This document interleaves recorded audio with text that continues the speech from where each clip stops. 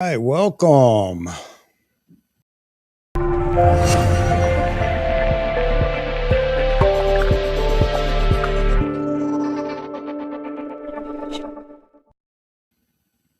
All right, folks.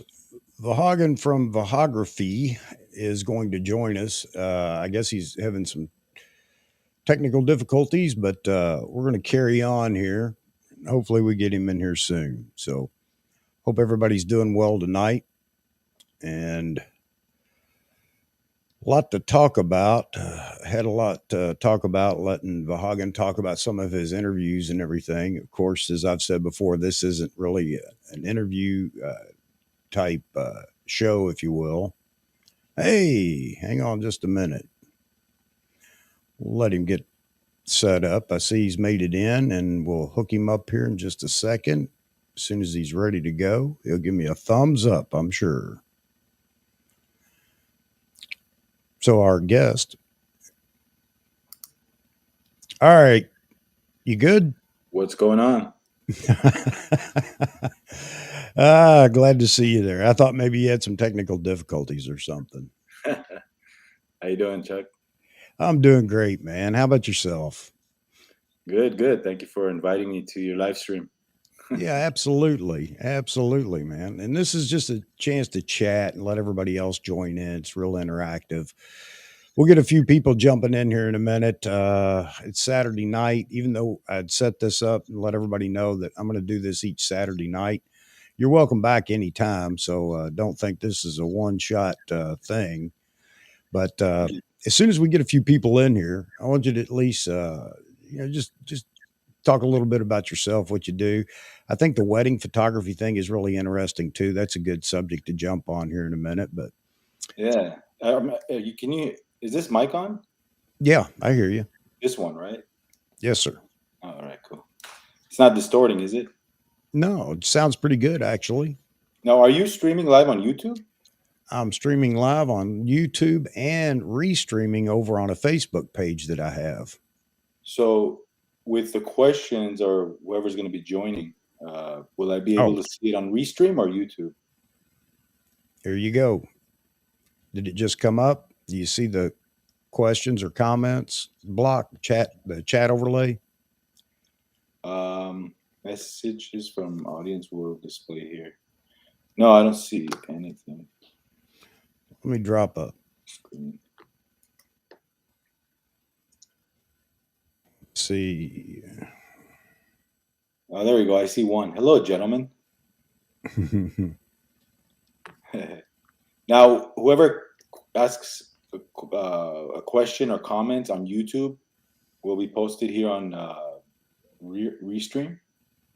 Yeah, wherever you see the chat window, and it should have a box at the bottom to actually chat back with the crowd.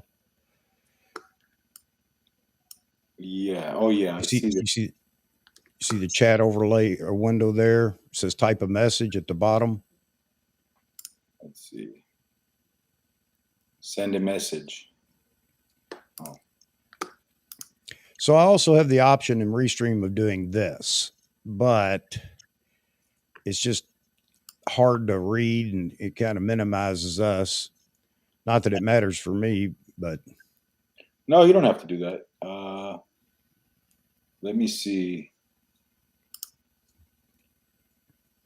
Let me see here.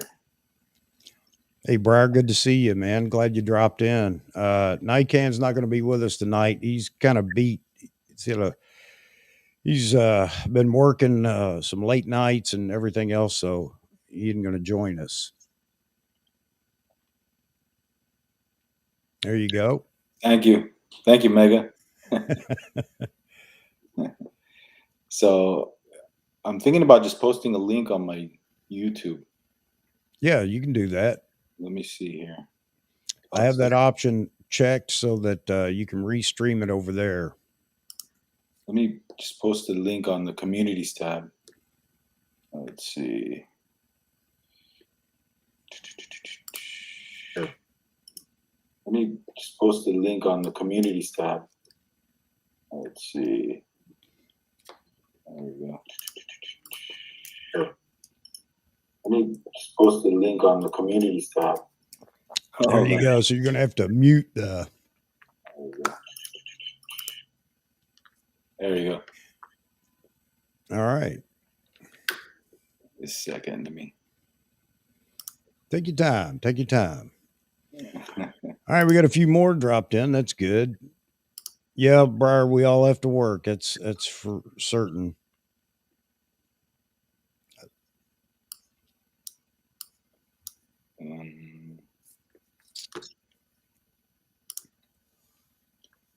YouTube. Your channel. Yeah, that Steven gets a lot. Okay, I have to. There we go.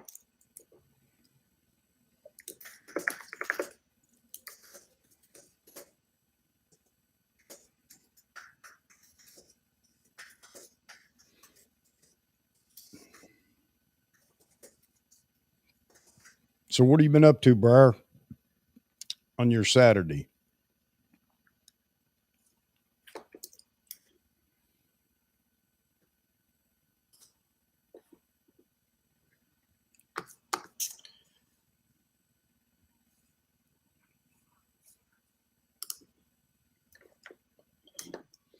Ooh, all incandescent lighting. Wow.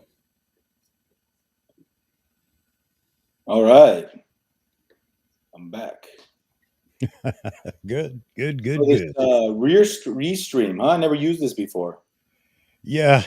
Well, something you'll learn about me is if it ain't simple, I ain't getting it. I tried the OBS thing. Forget that. I'm not going through that nightmare. For some people, it's easy. For me, no. So I researched to try to find a streaming platform. And really, there were two that came up, Restream and StreamYard. And they're both so similar. I just happened to pick Restream anyway. They have a free option, which doesn't allow you to stream in 1080p. You have to go to the professional level option, which isn't the highest option, believe it or not. And so you're paying $500 a year to use Restream to do this. But they had a sale. I got it for this year for half price. And so here we are. At least I can stream in 1080p. After looking at 720, the first couple of streams I did, I was disgusted with that. So, but it's really simple to do. It's very intuitive. All right, I think my computer microphone was on, but now my mic is on. And you sound much better. Is it? Okay, good. Yep.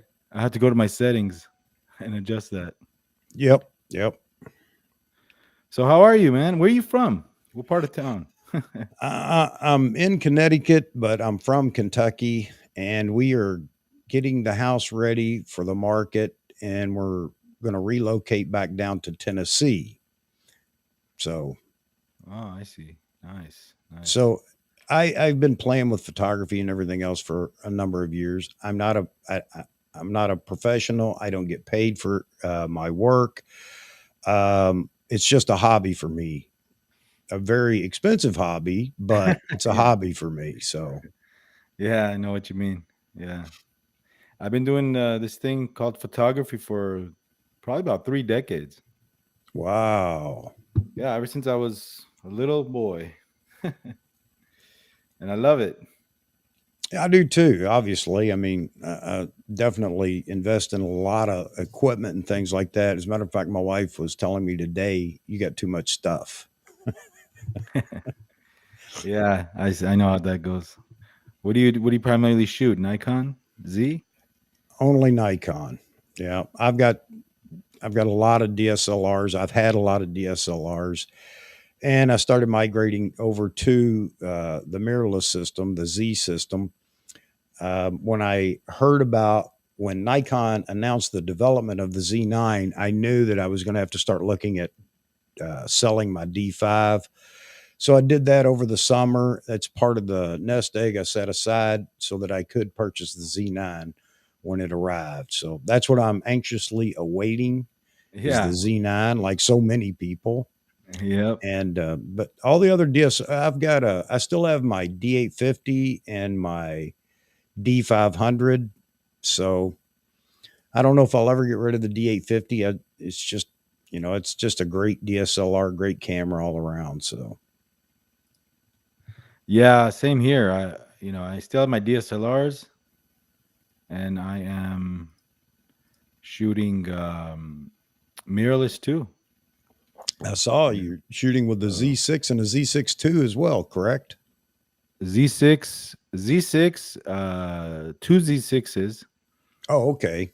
Yeah, and just waiting for my Z9. I have a Z50, which I love. Okay. It's really, really nice. Uh, Yeah, watching you talk about your equipment, which is great. So I think it's one of the things I keep harping on, and a lot of us in the chat here. We're trying to get Nikon more exposure. Now they're not going to get it via my channel, but maybe if we get everybody energized and can start doing things using some creativity. I mean, there are a lot of ambassadors out there for Sony and Canon and everything else, and as you go and search on YouTube for Nikon, all you get are people that are going to talk about reviews and things like that. So, that said, waiting for the Z9 to arrive, and I think it's time to, even for me, to get a little creative with it and just show what the camera can do because we've got a younger generation coming up that only believe in Sony, and it's all word of mouth for them because Sony did well in marketing and bringing about a lot of young ambassadors and Nikon just got a bad rap, as you know, and as you pointed out in one of your interviews with one of your guests, which was an interesting interview, by the way, with Mr. Poland. oh yeah, you saw that? Oh yeah, oh yeah. Yeah, So that was anyway, interesting. go ahead, go ahead. That was a very interesting interview. I had a lot of fun. Uh, sure, a lot of people, um, you know, watched it, and some liked it, some didn't. It was a mixed I bag. I think that what I got out of it is what you see on the camera is his personality, and I think he made that clear too. And okay, that's fine, but there's still, it seems like there's always a real negative vibe when discussing Nikon from him. I don't know if he's kind of mad at Nikon because he was a Nikon shooter and Nikon didn't advance as quick as Sony or Canon or whatever. I don't know what it is. If it's just him, that's fine. But and I've noticed recently he's a little hesitant to be as negative about Nikon, which is a good thing. Maybe your interview kind of helped him see some of that. Yeah, I actually I felt he was a bit uh, less dramatic when speaking with him than he is on video. I got a Okay. different vibe from him, during the interview. But I think because of the Z9, he's coming back around. Yeah, I agree. I think he's as interested in it as everybody else is. Um, I don't know. Like he said, is he going to switch? No. But is he going to buy a Z9? I'm pretty sure he will. Um, but the whole point of it is he's not somebody I want to go hang out. And I know you attempted that. uh, Maybe I get down that way. We'll go out to dinner or whatever. He's not somebody that's going to sit around the bar and drink with you. Obviously, I think he doesn't drink, and that's fine. That's good. Uh, but I don't know. It's just who he is. And for the comedy sketch, which is his shtick, it's fine. Obviously, he has a ton of viewers that really enjoy that. The only thing I had that I disagreed with him on was just his ability to find the most minor fault in Nikon. And some people have brought up to me, well, was he wrong? No, he wasn't wrong. Just the way he went about stating it, in my opinion, was like he had a falling out with Nikon or something. So anyway, he is who he is. He obviously has a lot of viewers, and that's great. Yeah, well, who knows what it is? Who knows and who cares? But Yeah. I think that you know I got to give the man respect only because he's been there from the beginning, and I've been watching him for years. Yep. But I think he had a partner, didn't he? He had a partner in the beginning, and I think he hung him out to dry or something like that. I heard something. I obviously that was during a period where I wasn't really following him. I followed him early on. I remember him doing his reviews, and like everybody, starting out in the basement, if you will, with a small table and doing reviews and things like that. Well, everybody has to start somewhere. Obviously, he has grown tremendously with the studio and everything set up and everything he has. But I don't remember that, Vahagn. I just Yeah, may the have guy. missed that I remember period. that he had a guy, an older gentleman with with I think a chalkboard, and he would Okay. go in and write stuff with the marker and do it all these technical, talk about technical aspects of photography. But I could be wrong. I do remember this was a long time ago, so I could be wrong. Okay. Yeah, and again, hey, he is who he is. He's built a tremendous following for his channel. A lot of people enjoy it, and that's great. You got to have a lot of variety, and maybe that's good for a lot of people. Is you're a little bit different than he is, or whatever. But anyway, I didn't bring you. I didn't ask you to come on just to go down the Jared Poland road. So So what are your do you have a photo shop near your city? What is your go-to?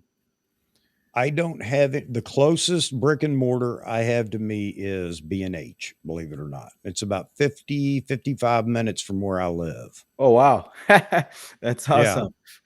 That's a Yep. great brick and mortar to have. Yeah, it is. And I do buy a lot of things from B&H. I have another store that I use to buy camera bodies. They've been very good to me because I've been a repeat, customer. For the camera bodies, I learned my lesson with the D800 when it came out, and man, what a line of people there were for that as well. And I had Yeah. ordered through B&H, and there was just no telling if I was going to get it in my lifetime. That's the way we felt then with the D800. I'm sure you remember its launch. Yeah, the 2012. I still have Yeah, that camera and I still use it. I love it. I yeah. love that camera. D850 as well. I've had issues with my D850 though. I had Have you? this is my third copy. Uh Hmm. yeah, I had focusing issues. It were back focusing issues. I tried Okay. everything. Yeah, I tried everything. I even programmed the lens on there, did calibration, and still would back focus. So I think I dropped the camera 2 or 3 feet from the ground onto carpet with the 7200 on there. Oh, And after that, I think the alignment was a little off. okay. The second camera I bought did the same thing without dropping it. So yeah, but my I D800's been spot on. You know, Yeah. wherever the focus point is set at, boom, I can rely on that. You know, So mine was so early in the production of the D800 that I got that notice. What was it, 2 or 3 years later? They sent out a notice to all those that had a camera within a certain serial number lot, and mine was in that. And I sent it back to Nikon. I got a nice, beautiful, clean camera back, but I think they were trying to assess whether there was a problem in the first, I don't know how many camera bodies they produced, because there were a lot of people complaining about the D800 and focusing. But I never had a problem with it. I yeah, kept that camera till the D810 came out. I sold it. I got the D810. I shot with it for a while. And then when the D5, or I'm sorry, I had the D4. I got that the same time I got the D800. So I had the D810, and then they announced the D850, and I liked it. It was obvious as far as photos or stills. Yeah, no difference. Both cameras were fantastic, but it did offer a little bit more in video, I thought, and so I picked up the D850, and I still have that. So I wish D8. I'd never gotten rid of the D4. I loved that camera. Hmm. Yeah, I love it. I love that camera too. I mean, if you see, I'm using it till today. I mean, I Yeah, I fill the notice tank. in your videos you talk about it using your D4, Z, yeah, and the D4. D4. Yeah, I mean, yeah, it's okay in low light, 16 megapixels, but for weddings, it's enough. I mean, what are you gonna do? You know? Seems to me it'd be a great wedding uh, camera too, because if, and I've told everybody this numerous times, I thought that there was just something about the color rendition from that camera, all of Nikon's flagships, but with the D4, it was just something 3D about it. I don't know. Maybe I'm just making it up in my mind, but there was Yeah. something about it. Well, here's the thing with this new Z system. This is why I'm so hesitant on selling. Uh, uh, the lenses. I have great lenses for the F mount, and I understand there's an adapter, but it's so reliable, and I love the results I get from my F mount glass that I'm kind of hesitant to just jump ship right away. Because Yeah. if I sell everything and I rely on the Z lenses only, those lenses haven't been around for a long time, so I don't know how durable they are.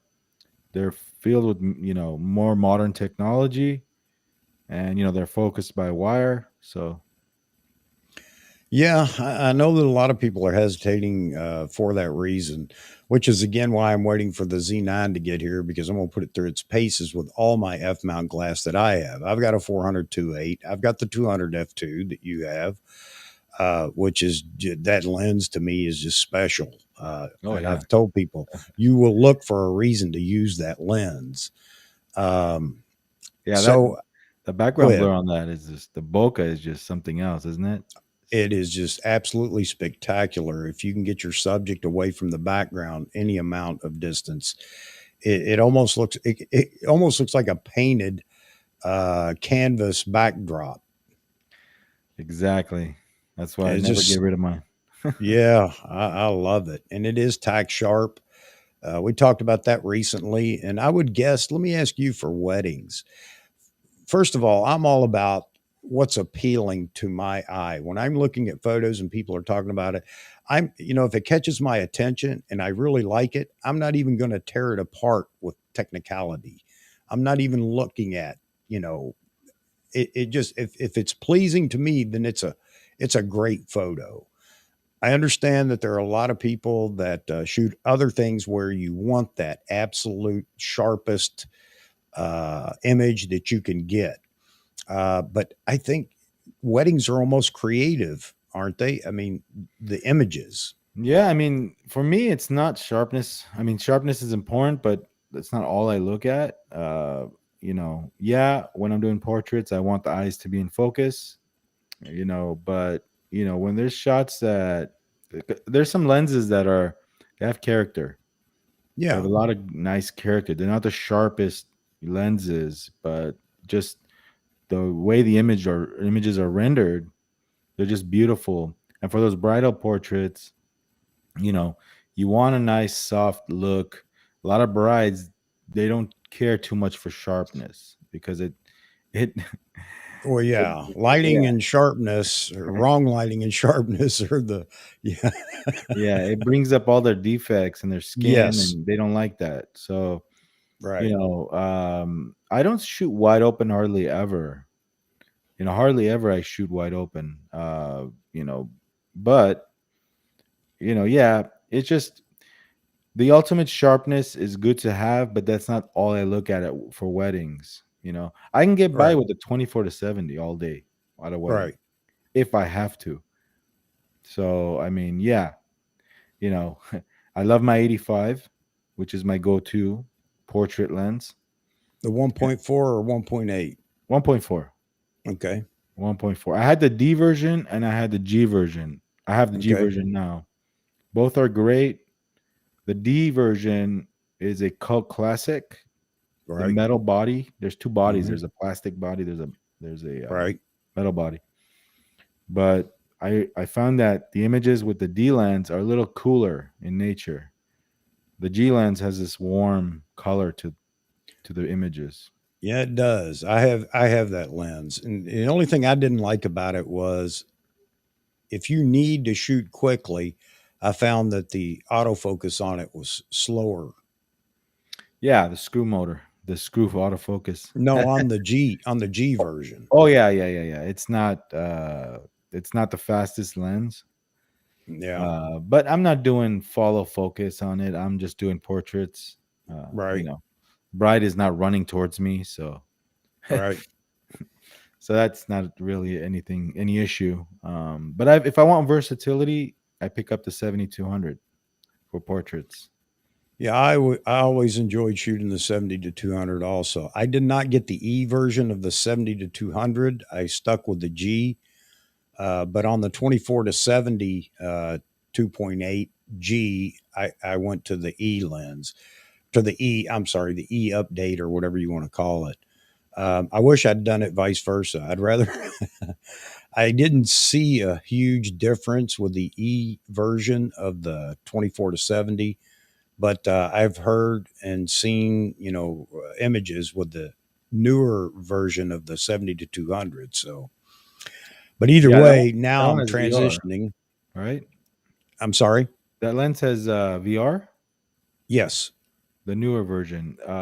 Yeah, I still have my regular original, Yeah, I which have the G version of it as well, the yeah, 70 to 200. And it's yeah. VR too, but I guess it's better in the E. I don't know. And there are more coatings on the lenses. That was part of the E line or whatever.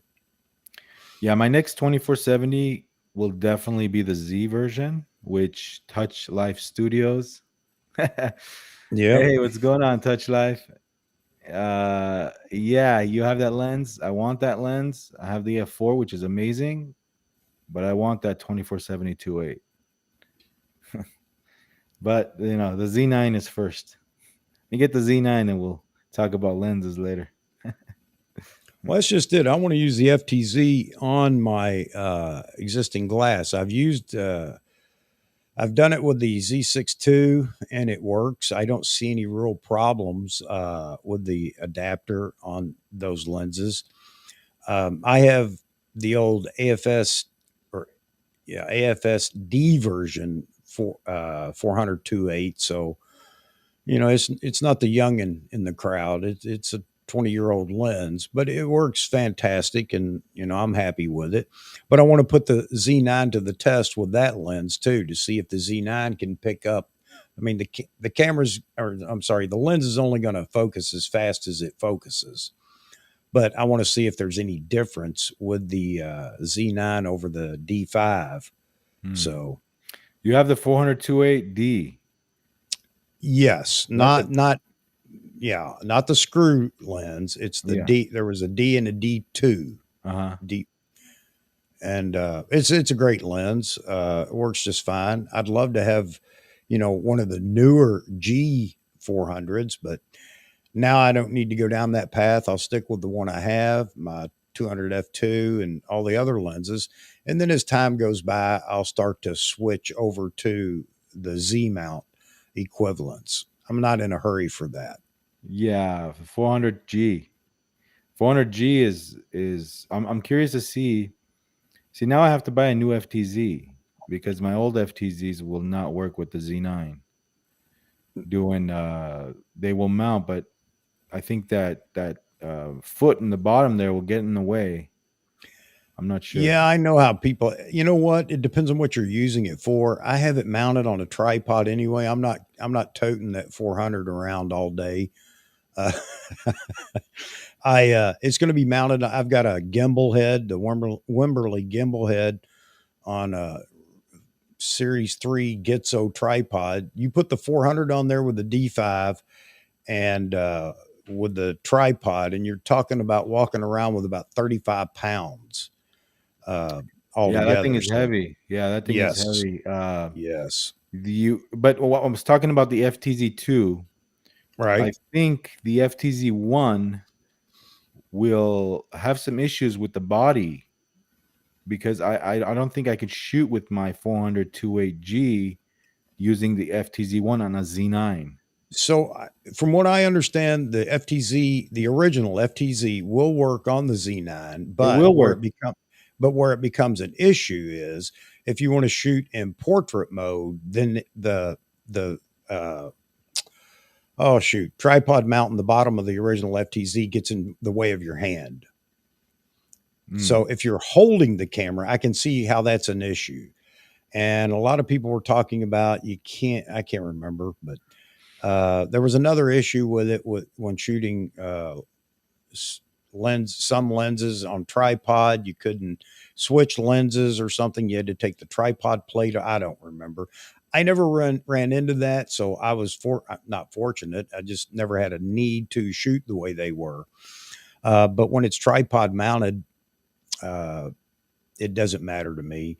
I'm not switching lenses real quick when I'm doing that. That's all for birds, wildlife, and such. So, you Yeah, know, I never had a problem with it. But I know that it does affect some people. It is an inconvenience, and if you're shooting portrait mode, it's going to get in the way of the grip, the portrait grip. that's what I mean. That's what I Yeah. mean. Because when you're Mhm. doing when I have that G on the 400 on a Wimberley, you know, switching it from vertical to portrait, Yeah. I mean, horizontal, you know, with it has that little knob where you loosen it and you just boom right away. You know, you want Yeah. to switch it to portrait Right. mode, and Yeah. but I can't wait. I can't wait to get my hands on that camera. You know, I maybe 3 more weeks. I don't know. I'm sixth in line somewhere in my local shop, Yeah, and I I have think that's the question right now is a lot of people are early in line at their whatever shop they went to. You have no idea where you landed at B&H, Adorama, Amazon, or whatever. You just don't know. Maybe people will be pleasantly surprised, and I hope they are. But now, so many NPS orders have gone in over the last couple of weeks because they were the holdouts. And why? Because they didn't have to rush in and try to get at the top of the list. They're going to Mm, have precedence when it comes to whatever the first shipment number is, however many are going to be in the first batch. You think about that, and if they've been producing for 4 months, I know they probably haven't, but maybe they have.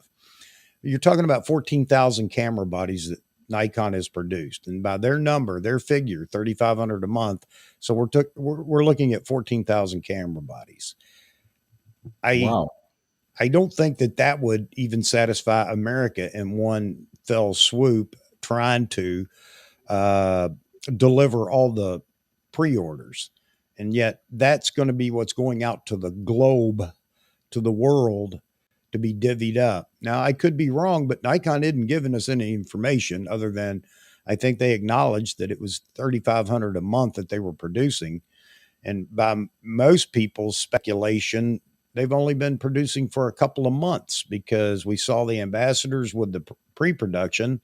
And obviously, they wanted some time out there in the world in their hands with the pre production models to determine what they wanted to tweak before they went into full production, would be my guess. So, who knows how many they've produced? We're going to find out here in a couple, less than 2 weeks, Yeah, if that date is correct. Nikon India has gave those cameras to a few photographers recently. I've been watching some videos from India, and there was a few photographers that made videos with the Z9, a few with not too big of channels. So, you know, it's out Yeah, there. I've seen some of them too, and I really enjoy those videos. By the way, I'm sure you do too. Seeing the camera used in a different environment, it's really fun to watch. Oh yeah, definitely. Everybody So that everybody that's been had used the Z9 loves it. So, yeah, and there's some naysayers that say, well, they're paid, not paid, but they were given the opportunity, so they're speaking for Nikon. I don't. There may be some of that that goes on, but I think most people were genuine in what they saw in the camera and how it handled and everything else. I have no doubts it's going to live up to the hype. That's always the big issue is whether it delivers once you get it in your hands. But I really believe it's going to live up to the hype. And I'll be the first to admit I was wrong if that's the case. But too many people have had their hands on it. We've seen it in action. Matt Granger did a bunch of great videos showing exactly what it was doing, what he was testing, and how it went, and what he used for parameters to test. So, his videos alone should make people feel a little bit better about the camera is what they say it is. But we're going to find out here again, on the 15th. I mean, that's the only date we have. And the only reason we have it that I know of is because B&H posted the 15th. And if any camera store in the world was going to get wind of when that camera would be shipping, it would be B&H. I mean, since they're worldwide anyway. Yeah, I wonder how many units they're getting. They're the biggest ones. Yeah, yeah. And Best Buy. I mean, you got a lot of places out there. Yeah, Best Buy will get some as well. Oh, that's another avenue I can check out. It's not something that's going to be on the shelf inside the store, but it will be on their website, and you'll be able to order from their website, just like all the other cameras, Nikons and whatever. Yeah. Let me look over here real quick. Hey, Touchlight Studio. I know you're a wedding photographer, so I want to get out of the way, and I want to let Vahagn talk about, some of the things you guys want to talk to him about. That's the whole purpose of this, and I don't want to steal the show up here running my yap. Touch Life. Yeah, I know the Touch Life messaged me. The Touch Life, where are you from? Because I've seen a few of your videos. He's a neighbor. I love my Nikon Z FC with 28. The 28 millimeter Z lens. Yeah. The ZFC. I have a Z50. Well, the ZFC, what do you think of that camera, Chuck? I think it's a cool camera. I'll be the first to, I'll be upfront and honest. When they talked about it, I didn't care, didn't want anything to do with it because my focus was on Z9. But it turns out that it is a very popular camera. I can't speak to how well not how well it's built or, how well it is. Maybe how videos can tell us about his use of it. But yeah, I think it's a cool camera, though. I think it looks great. I think they did a great job in the retro look. As a matter of fact, I watched DP Review's year-end review today, and I don't know if they were kind of joking around, but they gave the ZFC the camera of the year. But then again, they were drinking. And I think they went back and corrected that. But they were really impressed with it. So I think it's a great camera. Not that I have any I haven't used it or touched it. Oh, Connecticut, Chuck's neighbor. Oh, nice. Okay. Very nice. How's the wedding business out there? I wonder if the wedding business is over here. It's a little bit slower than 2 years ago, obviously. A lot has changed pre-pandemic. Before the pandemic was great. But now it's kind of like people are having smaller events. They have a lot of requests. Can you do this? Can you do that? We only have 50 people. It's like, I only need you for the ceremony. It's like, what do you tell the client? No? Or, you have to pay me full price. You can't do that. But at the same time, they're taking business away from my full day. You see what I'm saying, Chuck? So I can't go in and just shoot someone's ceremony, and then I can't have another gig that day. Yeah. So I can't. It's tough. It's been tough for all photographers. Everybody can attest to this. I mean, I do my best to do whatever I can to accommodate my clients, but at the same time, business-wise, it's been slow. Slower than usual. So, well, it's been tough for the last couple of years for a lot of things. I know photography took a big hit in the first year of COVID. I know that was killing photography. Yeah. Be it weddings, events, or whatever, for obvious reasons. Yeah, people are kind of sick of it. I'm in California, And here, I think we have it the worst as far as the lockdowns and goes, and but I think, see, I in my county, the banquet hall managers, they really don't care. I've shot No, weddings. I think we finally got to that point where, and it's across the nation. People are just done with the whole lockdown, locked up, and whatever. So Yeah, I've shot weddings where no one's wearing a mask. We're inside, no one, 100, people in a banquet hall, they can care less. So, I mean, at this point, people just want to go on with their lives. I mean, it is what it yeah, is. We don't know what it is. I mean, I'm not a scientist, I'm not a doctor, but I think, not to get touched, not to go from photography to this subject, but I think that we don't have enough conversation about immune system health, you know? you're right, and I do my best to steer clear of politics in these because it just gets so. I'm just going to say frustrating. Everybody has a different viewpoint on this, that, whatever, but it's just frustrating with all the things that are going on. And with COVID, especially, yes, there's a natural immunity that we don't discuss.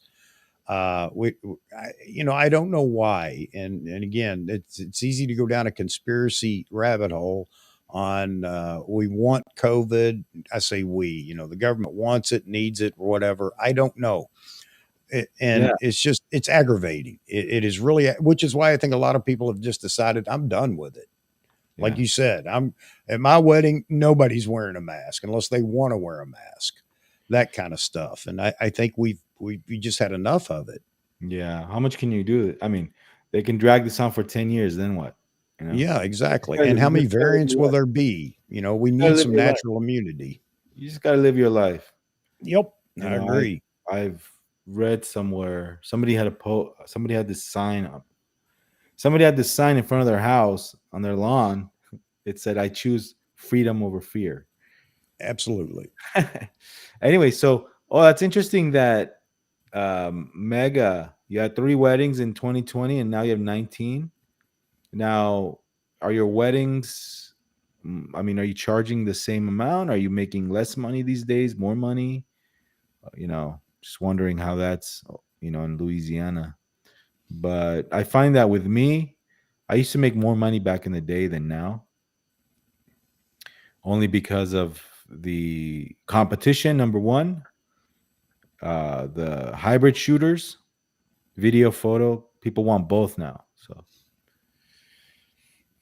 Yeah, and that's the whole that's been a subject of this live stream for the last many weeks, talking about video, and a lot of photographers don't want it, don't care about it, don't care if a camera has it, and they're just happy if Nikon just motors along with nothing but stills oriented cameras.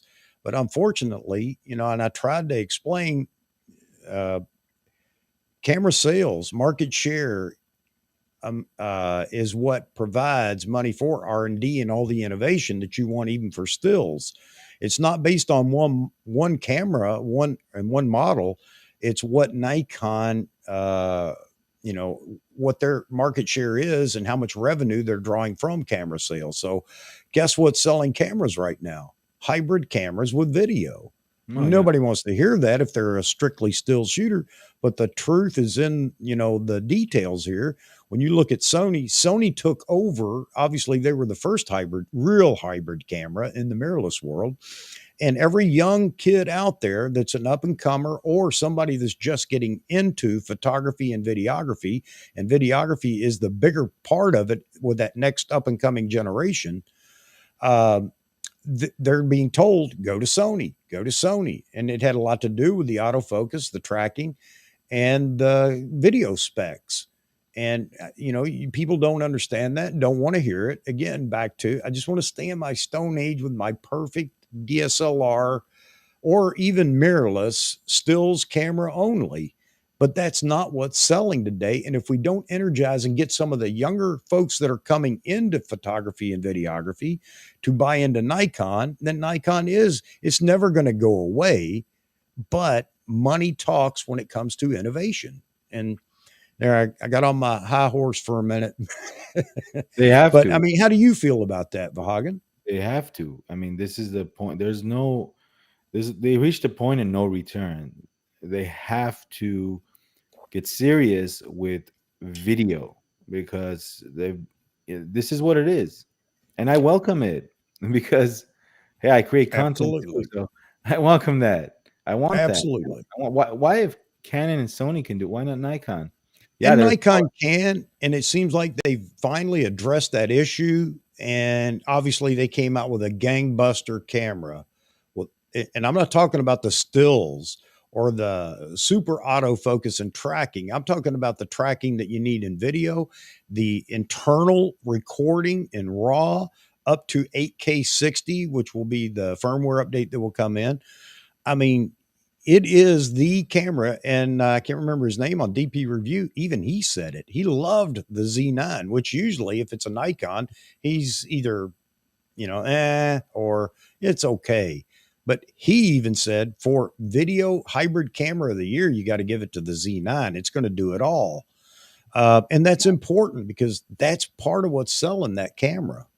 It's yeah. not just bird in flight photographers.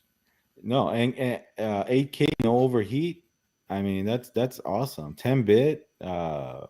How You know, about internal? That's the biggie. You don't need the Adamus Ninja 5 Plus yeah. sitting on top of the camera. You could have it there, but you don't need it because the camera records internally. Yeah, I bet Automos doesn't like that. No, you bet. And they just came out helping Sony. I don't know what it was. Sony got something. It might have been ProRes Raw or something. I don't know. I didn't read the article, but I know Adamus was just working with Sony and their cameras for their products. So, Yeah, yeah. but yeah, man, I mean, it's the do it all. I mean, tell me one thing in photography even that camera can't excel at. Is there anything? No, without, I mean, like I said, I want to use it. Yeah, I want to take it. I want to put it through its paces, and I want to shoot a real gig with it. it's a portrait camera. Yeah, No ifs, ands, or buts about that. It is a sports camera. No ifs, ands, or buts about that. It is a wildlife camera. No ifs, ands, or buts about that. yeah, And it's a great video camera for those that are doing both. So, do we need it in the next version of I've been calling it the Z850. I don't know what they're going to call it, but saying Z850 so everybody understands I'm talking about the equivalent of the Z850. I don't think it's the Z7. I could be wrong, but I don't think there's a version 3. I think that there is a camera coming out that will be the equivalent of the D850. mm, So that camera, if this sells like hotcakes, the Z9, that Z850, well, you won't be able to get your hands on that for a long time. They need to develop that in secret and start production, and a year later announce it so that they'll have enough bodies to get into people's hands. I mean, that yeah. camera is really going to sell. It was talks, yeah, like the Z8, but I like the fact that the Z9, not only does it do amazing video, but it has a 45 megapixel sensor. So you bring in a Z7 II or an 8 D850 and combine it with an amazing Z6 II. I've always wanted a camera like this that has high megapixels, but also has the best video features ever, and a pro body, Right. which is everything I've all actually want. So hey, this is and it doesn't cost $7,000. Well, and that's the big thing. We were talking about this before it was announced, looking at all the rumors, and I mean, I knew that this camera was not going to, for some reason, it was going to fall below everything else that's out there as far as flagships go. And a few people were saying the same thing or agreed, but most people were no, it's going to be a $7,000 camera or more. Looking at the rumored specs of the camera. And what does Nikon do? They drop a nuclear bomb on the camera industry. and dropped this camera at $5,500, which then opened the conversation up because it was always only pros buy flagships. Well, that's crap. I've heard that forever, and that's a bunch of crap. If they only sold them to professionals, meaning full-time photographers, videographers, whatever, the sales would be nothing compared to. I even propose that of camera sales across the board, 90% are hobbyists or amateurs. Yeah. I'm not buying the whole, pros, only pros buy D850s and D5s and, Z9s and whatever. Well, anyway, that said, one, this camera, as I said, can do it all. I mean, it has enough resolution to satisfy everybody that's doing portraits and weddings and this and that and whatever. You can reduce that, obviously, the resolution, and shoot that way as well. And then you drop it at $5,500. And they said, well, it's still too much. People can't afford. You'd be surprised how many people are going to say, well, my budget was 35, but Yeah. well, the you Sony tempt them that way, the and they're Sony going to A1, find a way to make it. how much does the Sony A1 cost now? $6,500. Yeah, that Z9 looks like a steal to me. Absolutely, which is why I said there are going to be a lot of people that are going to say, you know what, I can stretch my budget. I'm just not going to get that other lens I was going to get with a $3,500 camera, and I'm going to get the Z9, which, great, good on you. But that's what Nikon did. They opened the door for more people to get into a flagship than I'm proud of them, have ever had the opportunity to do. You know what I mean? Exactly. And the R3, which is a 24 megapixel camera, 21, I think 24. Yeah, 24. That one, I mean, I'm so happy that I'm already invested in Nikon, or we could just buy the camera and we're ready to go. Yeah, absolutely. But you know what? And I've said this too.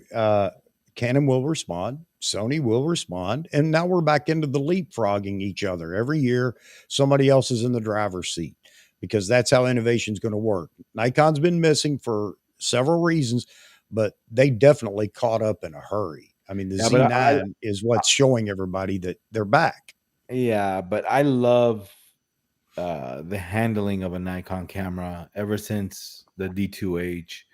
I love their lenses. I love the menu system, and I've owned them all. I've had all the cameras. I was one of the first ones to own A7 when they just came out. I've had the A7, A7R, Sony's. I've had Canons, Fuji's, you name it. I still like my Nikons. So. Hey, Vahagn, let me get in here. Let's see what we've got for chat. I mean, it's kind of the fun of the show is everybody can actually get a question answered immediately. For me, it's I don't know. Ask Vahagn.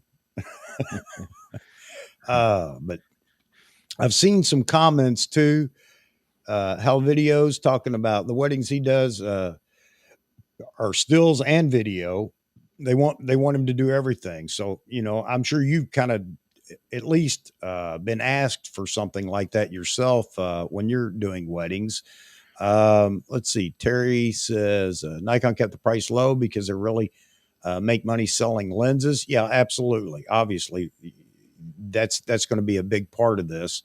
So selling lots of Z9s means lots of lens sales. And again, the Z9's bringing some people over into mirrorless a little quicker than they may have come over from DSLR in the Nikon cam. Now that they see the capabilities. You were talking, I know you were talking, Briar, or Terry. No, it was Briar talking about shooting under the incandescent lights or whatever that was, the yellow light last night.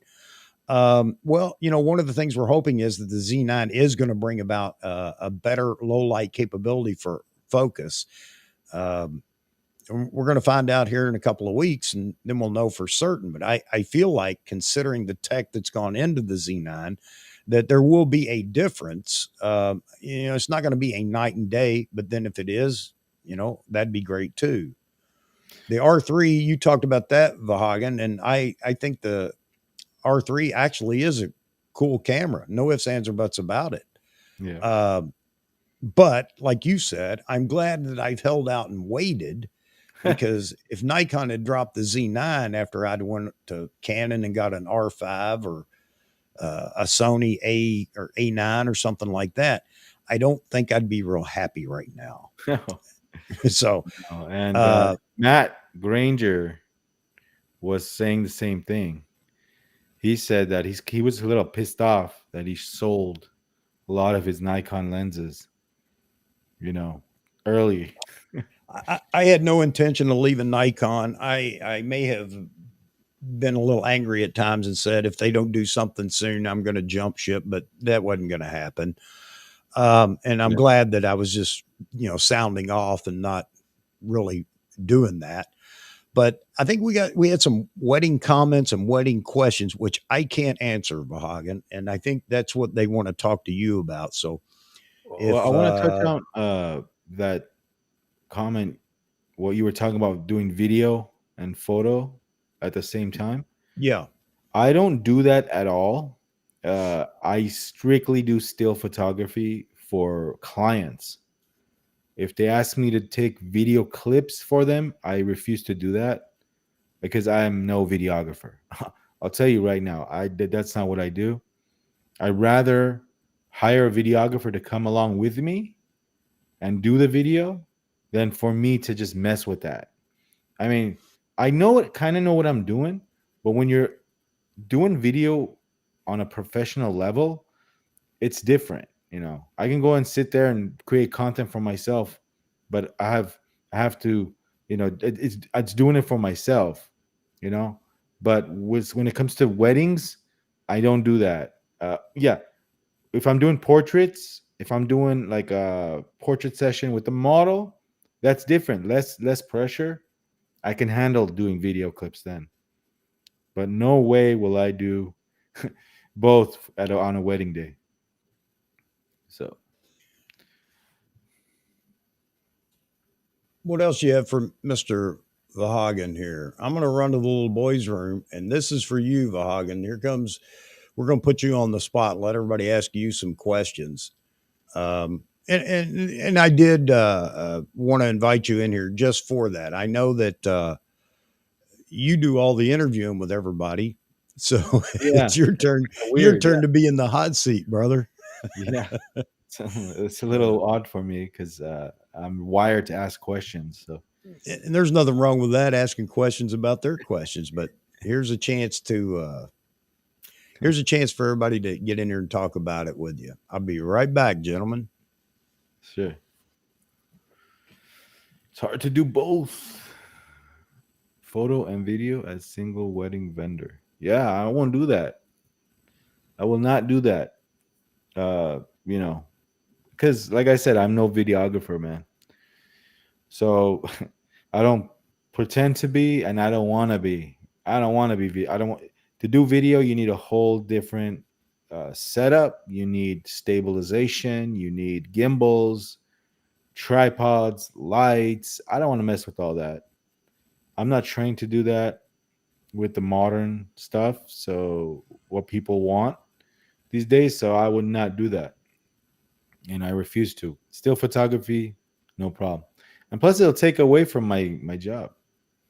It'll take away from my what I'm hired to do that day. If I'm switching over to video, no way, no can do. I'll just hire somebody to come along with me and just shoot video all day. So, and there's a lot of guys out there. They'll come 6 to 8 hours and shoot, and it won't cost the client much. If all they want is video clips, no problem. So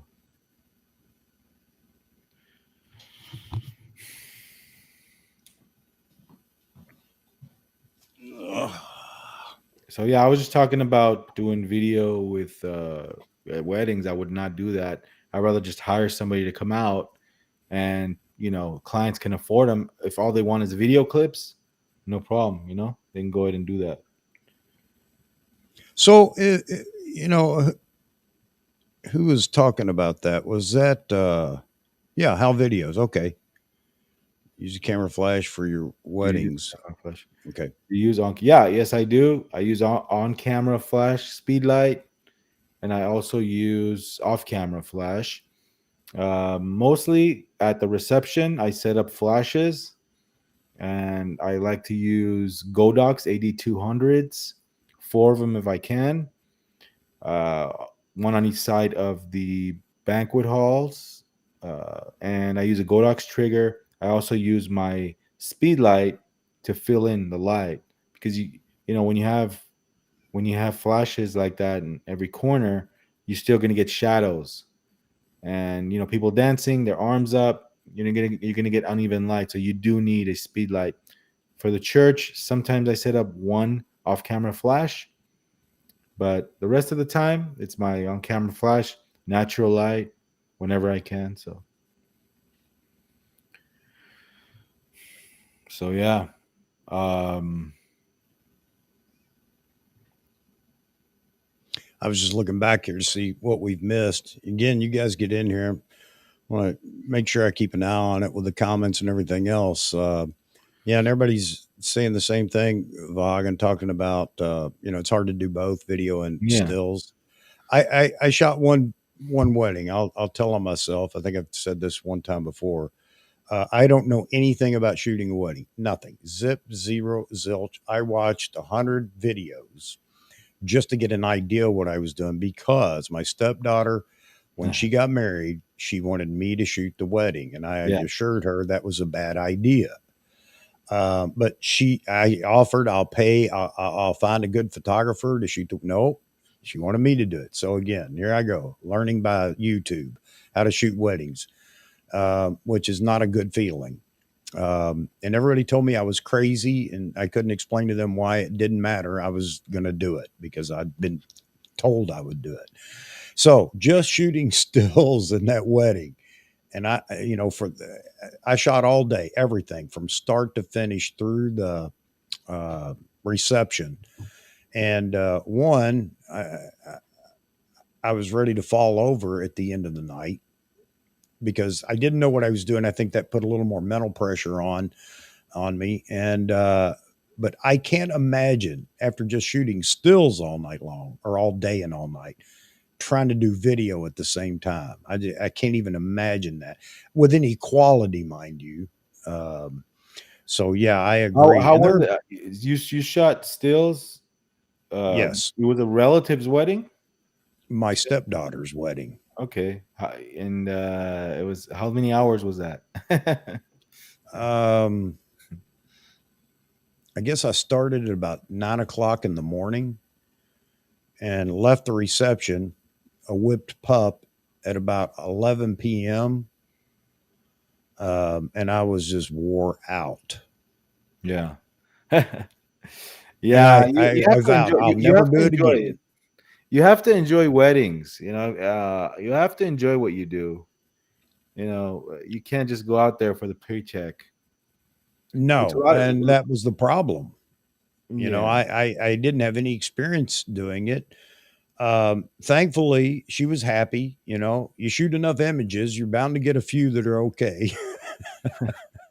My Yeah, but fear wait was until missing. I mean, you Go don't ahead. do you haven't done anything for clients wedding wise, right? Nothing. No, I haven't Okay, done that's where the anything, real any pressure paid comes in, see? photography, period. That's where the real pressure comes in. Oh, Because I can then imagine. yeah, But because you then imagine, though, it's your daughter that you're shooting a wedding. yeah, no, The that's different. pressure You're there is to party. incredible. Yeah. You're there to party, man. But as far as like doing things for clients, they have an expectation that you need to deliver. If you don't deliver, then you have problems. So Yeah. for me, it's more muscle memory at this point. I can shoot a wedding blindfolded. I've pretty much done so many of them that I already know what to do, what to expect, where to be when things are happening. All cultures, uh, you name it, I've done it. I have No, I fun think it's doing it. great. And it's great that you enjoy it. It's just not anything that I would be interested in doing. Not that I'm going to be doing any paid work anytime soon, but it was the pressure on me was tremendous because again, I had no idea what I was doing other than what I could glean from as many wedding videos as I could watch beforehand, and the fear of missing something. That was my greatest Yeah, fear all night that's long. I missed that. something. I'm going to Yeah, miss something. that's something that I have nightmares still. Uh, One of my biggest fears is being late to a reception hall. I mean, not a reception ceremony. Oh yeah. So I have nightmares about it. I'm always thinking, well, what if I get into an accident or something like that, and I can't make the entrance? That's why you have two photographers, and you have them traveling in different cars. You never want to be in one car ever. If something happens where you're going to be late, at least you have that photographer to back you up, Right. and you get a rest too. Never shoot a wedding by yourself, and that's one thing I would tell every photographer, no matter what the budget is. I don't care if the client comes to you and says, you know what, I only have this much. I can't afford two photographers. So you know what, too bad, because Yeah. it's hard to shoot a wedding with just by yourself. You want to take a break. You want to, catch a breather. I've done it and I don't like it, so. So we kind of got into this, the liability side of things and insurance, the other night, Wednesday night. And for a wedding photographer, I've got to believe that, you are insured and everything else, because that's the other part of it, is the problems associated with there being some kind of an accident. And somehow it's, the finger points at you, the photographer, or a videographer, or anything else. Aunt Zelma trips over your foot when you're trying to take a photo, and that kind of stuff. So Yeah, maybe you could talk about that real quick. I mean, you don't have to talk numbers, but sure. Well, there's two types of things to worry about when it comes to insurance. Are you talking about when something I'm happens to talking you? about liability more so than equipment. Equipment's pretty straightforward.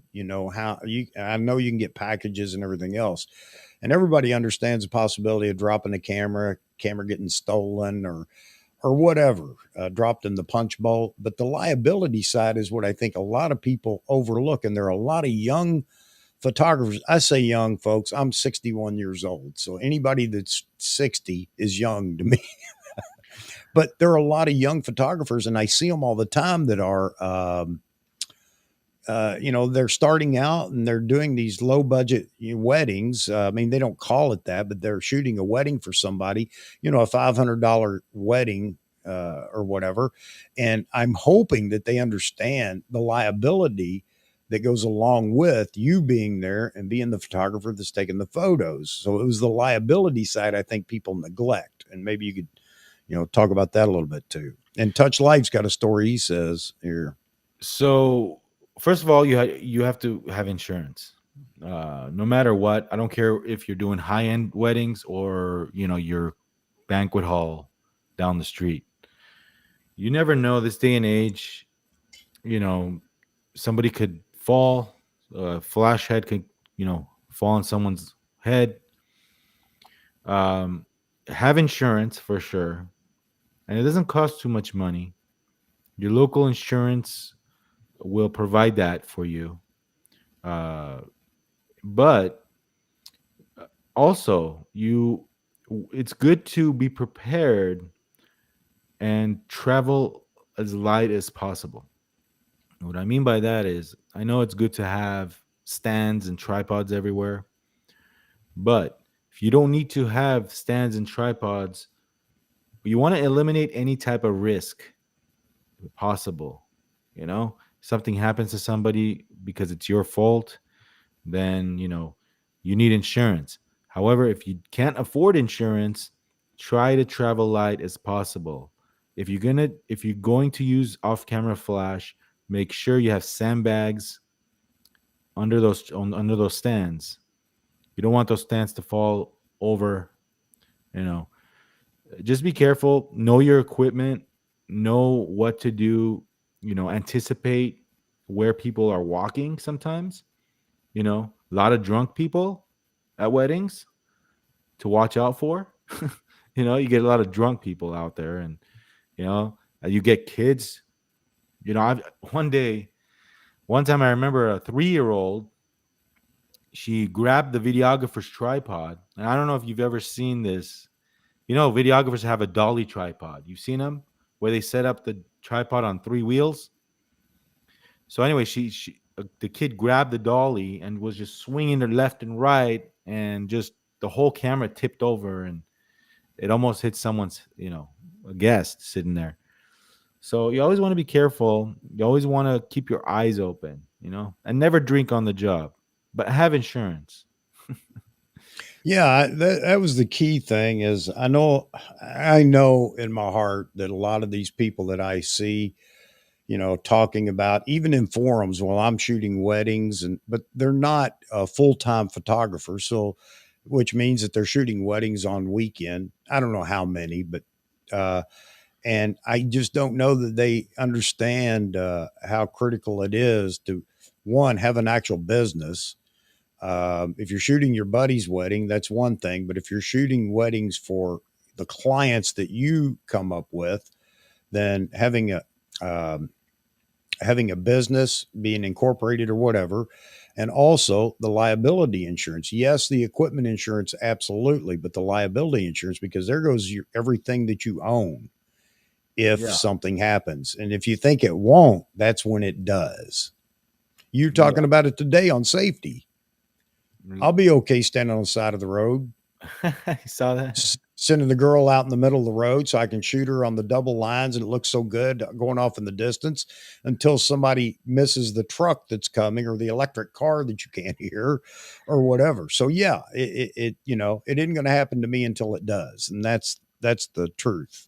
Yeah. Look, we all do that. We all bend the rules. Just Sure. sometimes uh, photographers or amateurs or enthusiasts or hobbyists, they're unaware of these things happening, and it could happen. You're shooting a nice landscape shot off the side of the road, and here comes a truck off, out of control. Be careful. But we all do that. We all go to the center of the lane, and we all take risky pictures. But when I do that, I like to have an assistant with me at all times. But back to weddings, just be prepared. Just be, you have your antennas up and watch for, liability is great. And most places, they require you to have liability insurance. They want proof of it. So So I'm from down south, and Bobby Joe and Billy Sue getting married on the farm. There nobody's probably asking you about your liability insurance. It's no. probably a low budget wedding, and you're shooting it for $200 or $500. Again, though, be careful, man. And I'm not going to keep harping on this.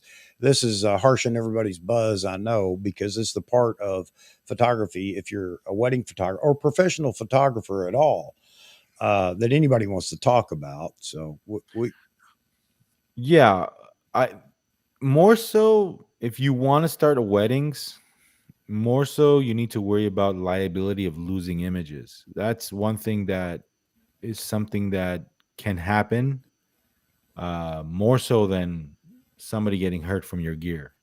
That hardly ever happens. Um, but that's something that you need to safeguard yourself at all times. You need to back your files up, you know. Don't go home without backing up. Back it up again. There's no excuse for you to lose clients' images, but also I want to. There's another important factor when doing weddings. Client, you're human. Anything could happen to you. You know, so you can get into an accident. You can wake up. One day, you can have anything can happen to you, so you're not guaranteed to be there to shoot their wedding. I have clients go, well, what if something happens and you can't be at our wedding? Well, it's life. It's life. You always want to have your backup photographer at all times. So So that brings up another important piece too, contract. yeah, it's stated in my contract. if look, we're human, we get sick. I'm not going to go out there and shoot a wedding when I'm sick. And I don't care if the client wants my vision. Some of these brides, they get really attached to your work and they start freaking out because you're not going to be there for some reason. I tell the clients, look, the only way I'm not there is if I can't perform or something happens where I need to be somewhere else, if, family emergency. So you must tell the client this. But you tell them, you know what, don't worry about it. I have people in place just in case. And write in your contract because look, uh, some of these guys they want the deposit so bad that they don't even mention these things. So, and they're scared that if they mention it, then the customer will not sign and not book them. But it's not worth it. It's not worth it. So, No, that's great advice. I just worry about some of the folks that are just out there freelancing it without. I mean, they've got a camera, nice camera, good lenses, flash, whatever they need, and they think that's the end all, and I can just go shoot weddings. Just be careful. I mean, if you're running and gunning like that, you just got to be careful because whatever you have may become someone else's in the end if there's a major issue. And the contract's a big part of it, like you were saying, Vahagn, down to a few points like what if I can't be there so that they understand. Because you're going to have you'll have clients that will challenge you in court over, well, that photo you missed the kiss or whatever. oh wait, I have something for that too. I Yep. have something for that. In my contract, it states that I take pictures at my own discretion. What that means is I pick and choose. You're hiring Okay. me as an artist. I don't do what you say. I do what I want to do. If you like my work and you trust me, I will capture the day as I see fit. Meaning, if you want a kiss photo and it's not there, I'm not obligated to deliver that. You know, Yeah. obviously, it's important. It's important for the client to have that. And I know that the only way she won't or he won't get it is that somebody gets in my way or the angle of view is not good. Some of these churches, they have really strict rules where they only let you stand somewhere. You can't move from that spot. So, hey, your angle of view might not capture the kiss. I have that written in my contract where I'm not obligated to deliver those specific images, So, That's the first time I've heard that. I think it's great. I mean, obviously it works for you too because you still have business. I think a lot of people, like you said, are afraid to bring up certain things in the chance that the client's going to say, "Okay, I don't want you." And you yeah, know what? That'd be the best thing that would happen to you. that's Is fine. I mean, like I said, I don't want problems at the end. You have to let the client know. And the more honest and open you are with them, the more they'll appreciate it. Look, at the end of the day, if they really like you and if they really like your work, they will nothing will get in the way. They will hire you. As long as you don't come out and cuss them out and say, you know what, I think your bride is ugly, they'll hire you. They like your work, they like your personality. Always service with a smile, don't be rude. But those are just things that you need to go over. And, you don't want problems at the end. And, you know, it's very important that you do things, you conduct your photo business the way you want to conduct your photo business. You know? yeah, sage advice. And again, I know it's the doom and gloom part of anybody talking about photography, especially if you're okay. I'm going to use this term professional. I mean, to me, professional means you receive money from the service you provide. Nobody wants to talk about that part, but man, if you don't, you're just really putting yourself out there on a limb. So anyway, I'll get off that. Vahagraphy, if you got any more you want to add to it, by all means do.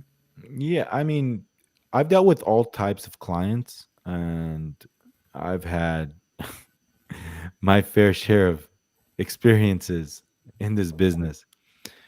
Uh, at the end of the day, the client wants their images, good images. Obviously, I'm going to go out there and shoot important moments. I it's the best thing to do is sell yourself in a way where you're confident in your abilities. Don't ever let the client see that you're struggling with anything, even though you are struggling with the settings of the camera. Dance with your camera. You know what I mean? Dance with it. Don't worry about it. Slow down if you have to. Slow down. There's no rush. No one's gonna start anything without the photographer. So if you need to slow down and adjust your settings and adjust your flash or change your battery, don't panic. Don't panic. So and things will go smooth. Yeah, you have your bridezillas or groomzillas, but yeah, and always never be afraid to turn a client down. If you see that there's going to be a problem um, with a specific type of client and their demands are just too much, say, you know what, I'm sorry, Mr. and Mrs. Jones, or, you know, uh, we're just not a good fit. Nothing against you. Thank you for coming in, but I just don't see us working together. And there's nothing wrong with that. So, It's but hard to do, especially if you're starting, isn't it? If you're you just have starting out. yeah, if you're starting out, you need to build. The first thing you need to do is build a portfolio. Well, the first thing you need to do is gain experience. See if you even like this wedding stuff. See if it's for you, because a lot of times, it's people don't enjoy this. The hours are long. The demands are too much for some people. I don't enjoy it. Yeah. Yeah, I mean, so see if you like it first, and if you like it, piggyback off a really good photographer in your area and second shoot for them. Gain experience. Do it for free for a couple times. Yeah, I even tried that myself. I just nobody was close enough that was shooting that really wanted a second shooter. Oh, by the way, I only live about 15 miles from Joe McNally as well. Oh, I nice. thought I might invite him over one day for steaks or something, and while he's here, start asking him a bunch of questions with my equipment.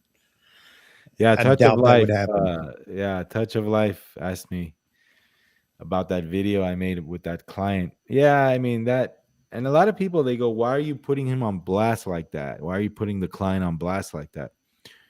I made a video on this, and he knows what I'm talking about. Touch of Life. I'm doing it because I don't care. He came to me disrespecting me like that and looking at me like I'm this, nobody. I'm not gonna put him in blast. I don't care. I don't have no problems doing that. And some of the viewers had a problem with me doing that. Very small percentage. But at the end of the day, I don't care because you don't do that. He's the one that should be embarrassed of me, not me. Somebody comes in your office and disrespects you. I'm the one that should be embarrassed. No, so yeah, that was crazy. But if in case if you're wondering, Chuck, what I'm talking about, client came in asking me Oh, what I type of. saw it. Oh, okay, all right, all right. The cannon shooter. Yeah, well, sort of cannon shooter. Yeah, well, in Wanna his be, 24 to 70 wildlife yeah, photography. yeah, yeah. Yeah, So, yeah, I mean, yeah. there's wedding photography is just there's so much. Look, back when I was doing film, there wasn't that many of us in my market. There wasn't. You needed to know what you were doing with film. Right. So, Yeah, like, there is no blast and get it in one of 10 shots. yeah, some of these new guys, digital, you can shoot and maybe get the settings right and maybe get a lucky shot off without knowing what you're doing. But back in the day, there was not that much competition, and we made a lot more Right. money. People thought of photographers as a real, thing, Yeah. and they still do. The clients that really appreciate you are the clients that don't bug you. The clients that Right. will pay you the price that you want. Just come in and do your job. You would hope that your portfolio would speak to them and then they would be a lot more at ease and realize they don't have to be looking over your shoulder because they like what they saw, and hopefully they're sure that that's what they're going to get. I would guess. Yeah, and that's not really smart to sell yourself like that. The only reason is because their wedding might be totally different. You know, if they see castles and horses and carriages in their sample photos, which you do see when you Google somebody's, photo business, you see the best of the best. But Right. in reality, you're not shooting that type of wedding.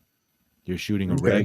regular apartment building, bride's house, or just a regular house with a regular looking church and a regular banquet hall.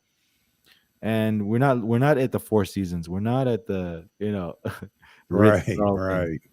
So when they see these sample images and they say, "Oh well, I want my photos to look like that," I'll give you an example.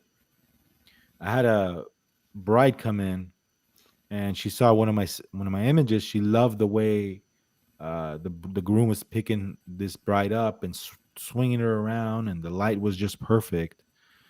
And her expectations were just that. But the groom, when they came in, her groom was about 3 or 4 inches shorter than her. She was a little bit of a heavier bride. There's no way this groom is gonna pick her up and do that.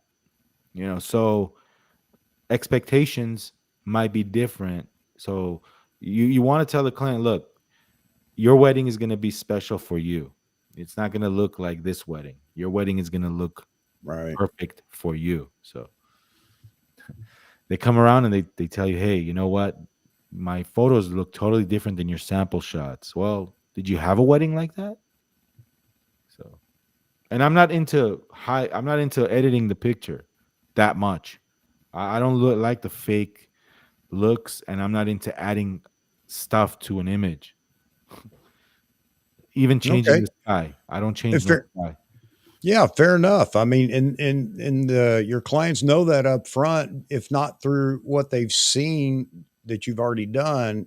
I'm sure that may come up in a conversation when you're talking about booking the wedding. Yeah. And what do you do when you look at your grandparents' wedding photo or your parents' wedding photo? Do you look at the background and how beautiful the church is, or no, you look at the people's faces. You look at the moment captured, right? That's Right. what's important. So you want to convey that to the client. Look, in 20, 30 years when your kids looking at your wedding, they're not going to care about the horse and carriage. They're going to Yeah, care about you. but let's face it, every bride wants to be the belle of the ball, not just at the wedding, but caught in pictures and everything else. Yeah, but I mean, you're I'm not. not saying you have to do it. I'm just saying that that's the case. I mean, Yeah, I mean, if you're not, they're not Princess Diana or something like that. They're just, chances are they're regular folk, and in my market, they do these kind of big spectacles for showing off purposes, not yeah. for the picture itself. So, but in 20, 30, 40 years, all that stuff is not going to matter. You know, what's going to matter is the images. What's going to Well, matter is someone's which portraits. reminds me of a few years ago. You being a wedding photographer, you may remember it better than I do. But a photographer that was in court with a client who he had, booked and shot the wedding, and then I don't know, but it seems like he was one of those. It's in his contract when he has to provide the images, and he was providing a wedding book and the whole thing or whatever. But he shot the wedding. He got his deposit up front. I don't know how much it was, and then before as his contract stated, before he delivered the wedding album and the images and whatever, the couple had already divorced. Yeah, that happens. And the bride and groom, neither one were going to pay for the rest of the shoot. So Wait, he, so why is there a balance owed? well, he charged. I mean, he had so much up front. I don't know. I mean, it was just this was the story. I don't know if anybody else remembers seeing it, because I follow everything in photography all the time, and I come across these But they decided, well, they're no longer married, so they weren't going to pay for the album. And I think he had like a 2 month or 3 month or whatever um, d- time to provide them with their images, their wedding album, and other prints that they wanted done and everything else, which he was willing to do. But yeah, I don't think they got divorced. I think it got annulled, believe it or not. They had it annulled. But here he is. He's carrying half the load or however much he, was going to get or be paid on delivery of all that. And neither one of them wanted to pay for it. They said, we're not married anymore. I don't know who you're going to get it from. And he had to take Yeah. them to court.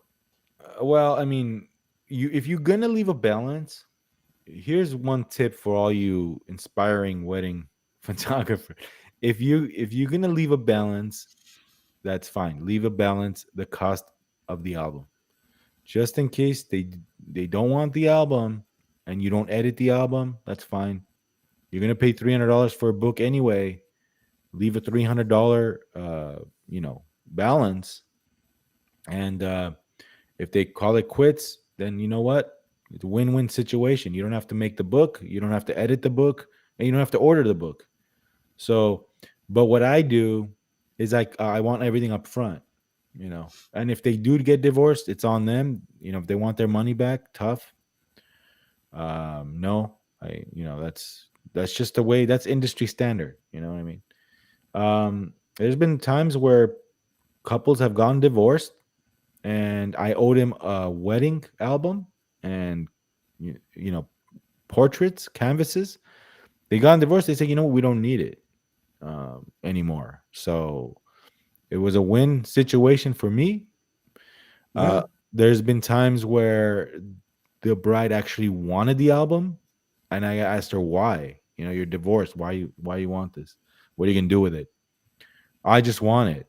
It's like, come on, really? Yeah, you owe us the album. Yeah, but I owe the bride and groom the album. Actually, the groom paid me. Let me call the groom, because here's where it gets a little fuzzy. If the groom doesn't want uh, you to make a print because they're divorced, I think it should be 50-50. You see what I'm saying? Because they both signed a contract. Right. So Well, I don't know how it all turned out. I think it's great advice again, but I mean, these are the things that have gone on in the industry. Not that I know about the industry all that much. I just see what's reported. It came up in, I don't know, one of the oh, I can't remember. I don't know who was talking about it because it's been a few years ago, but I just thought it was almost amusing that they let this happen to them. And it may have only been a portion, as you said, Vahagn. I don't know how much or anything. I don't remember it stating, but it could have been that for the products that were remaining. Maybe that's what they were withholding the money for. But the guy said, I've already done it all, and I'm not taking a loss on it because my time is valuable, editing and doing everything I did and printing and the whole 9 yards. And I I'm not taking a loss on it. They're going to pay for it. And he didn't say it that way. I'm not quoting the article, but it was something along that yeah. line. Well, I guess he made it already. He printed the book and he edited it. So that's different. Then they need to pay up Yeah, because, I would agree.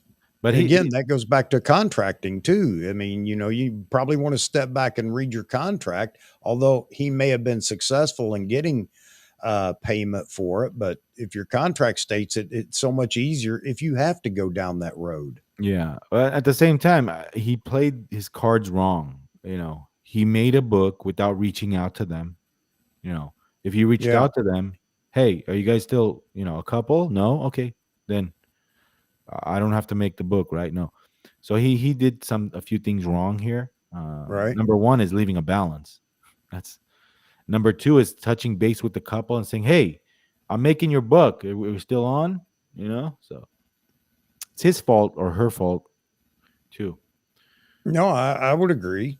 Um, but then again, that's why you just can't go down this road without consulting with people that have been there, done that, like yourself or others that are successful wedding photographers. And I just feel like a lot of a lot of youngins decide that, they got a camera, somebody complimented their composition, colors, and editing or whatever. So now I'm going full blown, you know, taking on clients for whatever, and Yeah. especially if it's weddings. I mean, I know Yeah. that goes on, and I just hope that people are aware of the risk they're taking and all that. Yeah, I mean, it's one thing to shoot for your neighbor's birthday party or your, somebody that you know, and it's another thing to take on a demanding wedding client.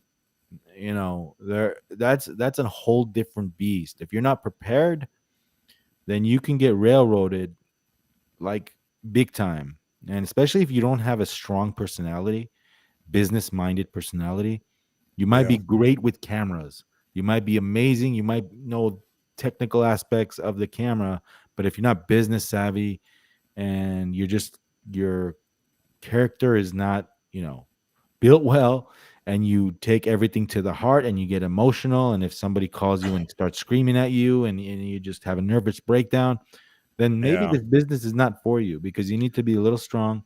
You're going to end up dealing with clients that are cutthroat. I mean, I've dealt with people that are just, hey, I want this, I want that, be here on time, and they expect you to deliver, especially if you're charging an X amount of dollars. Now, if you're doing high end weddings, they will never bug you. Those clients will never nickel and dime you, and they will never bug you on your work. They just expect you to deliver. There's right, no arguments there. So right. yeah, No, I mean, you're there, right. there there's a whole. I mean, I could touch on wedding photography from the business side to the technical photography side to being emotionally ready for this business. Yeah.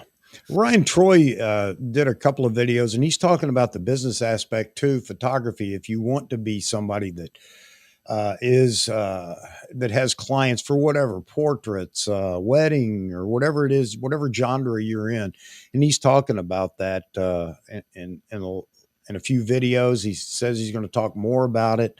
There's more to it than just showing up, happy go lucky, got your camera and Photoshop at home on the computer, and you're going to take some photos and you're done. Yeah. The business side of it isn't the fun side of it for most people, and they need to, consider that as much as shooting all these subjects. For me, it's easy. I don't shoot for anybody but me, so I can really have a good time. I don't have to worry about anybody complaining about my Yeah. photography. And they may Yeah. say they don't like it, but it's no skin off my back. It's what it's what I enjoy, but not so much with, Zach Z Wade photo down there. He's Yeah. also a wedding shooter. I don't think primarily, but he shoots weddings as well. Yeah, there's just more to it. But anyway, Well, I've he been said Debbie Downer on this. he said Go even ahead. friends and family weddings are tough clients. Yes. Yeah, they are, but you have this safety net there, where they know you. They're not going to actually sue you, or well, I mean, they might, Be but I careful. mean, with that, it's more of a mental aspect than a business aspect, because they might just say, "Hey, look at this, my cousin. He's a worthless idiot. Doesn't know how to take pictures," and that might emotionally, scar somebody because it's a family or friend. Because you're in their circle. You don't want to. There's another piece to that, Vahagn. Friends and family will tell you your photos are fantastic and you're ready for the big time Yeah, exactly. because they're your friends and your family. Yeah. It does not mean you need to go out and book a destination wedding or take on a whatever. So I think you gave some sage advice before. If you can find somebody that would be willing to take you along uh, as a second shooter or even a third or an assistant. I wish I could have done that before I shot my stepdaughter's wedding. It all turned out okay. I mean, I was happy about the fact that it turned out okay. But I'll tell you, I would never, after that, have somebody come to me and say, "Hey, I heard about what you did at this wedding, and You do want to I do the same thing over again? Yeah, we'd like to hire you. It would be an absolute no because I don't need that. That hanging over my head. Now they're going to pay me, which means I owe them, and I'm not comfortable with doing it. So So you doing that? The biggest pressure you had was just capturing the moments. yeah, yeah, Okay. and everybody looks at poses and this and that, and that was very minimal. And she knew that. I've got all kinds of lighting, so I had lighting there, and I did a few shots for them that turned out nice. And I'll be honest with you, I was fortunate. I was very comfortable in my skill as a photographer, but then you add the pressure of you know my skill is great because if I don't get what I want nobody's offended. No, nobody cares. But when you're doing it in that setting, it's not like, I can't just go back and say, that didn't work. Yeah. Yeah. So yeah, so my hats off to you guys that do shoot weddings. I've said that for a long time. Question, real quick: are you a member of what is it? WPPA? Is that Yeah. it? Yeah, WPPI. or I Yeah. don't know. Yeah. I Uh, go there every year I can. I've been going there since. Usually is in Vegas. okay. Are you talking about PPA or WPPI? No, the wedding Yeah. photographers. Okay. What? Yeah. Yeah. So yeah, it's great. Every year we get together in Las Vegas, and this last year was a small show because of COVID, but Right. it's usually a bigger show. Nice. You see a lot of work. You see a lot of vendors. It's a nice time out in Vegas. But yeah, I see those advertisements every year for all the different events that are going on, and I hear people talk about it too in videos or whatever, even chat rooms. I just wondered if you were as well. It seems like if you're in the wedding business, that is a great organization to belong to or whatever. Yeah. Well, it's fun. I mean, like I said, been going there 20 years straight, and it's fun. Now it'd be even better because of my channel, because of Right. Vahagraphy. I can actually, this last time around, I had 5 or 6 people come up to me and say, "Hey, it's you. Vahagraphy. What's up?" Which is cool, and I think at the time I only had like what eight 1,200 subscribers. So so it was fun, You only had 1,200. back at the I'm well, just messing with you, man. I got 160 or something.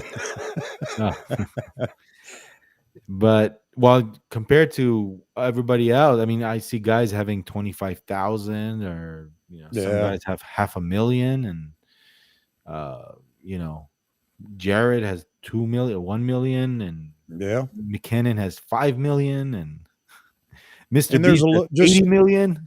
yeah, there's a little boy that has like 6 or 8 million followers or subscribers that does nothing but do little boy things with trucks and Oh yeah, cars, and that's hot right now. That's hot. No, I'm he's serious. set for life already. Yeah, yeah. And yeah, man. Look, wedding photography. To go back on wedding photo, I mean, it's fun. And when you said about the business side isn't fun, it can be fun. When you get your first big paycheck, that motivates you to do better. Right.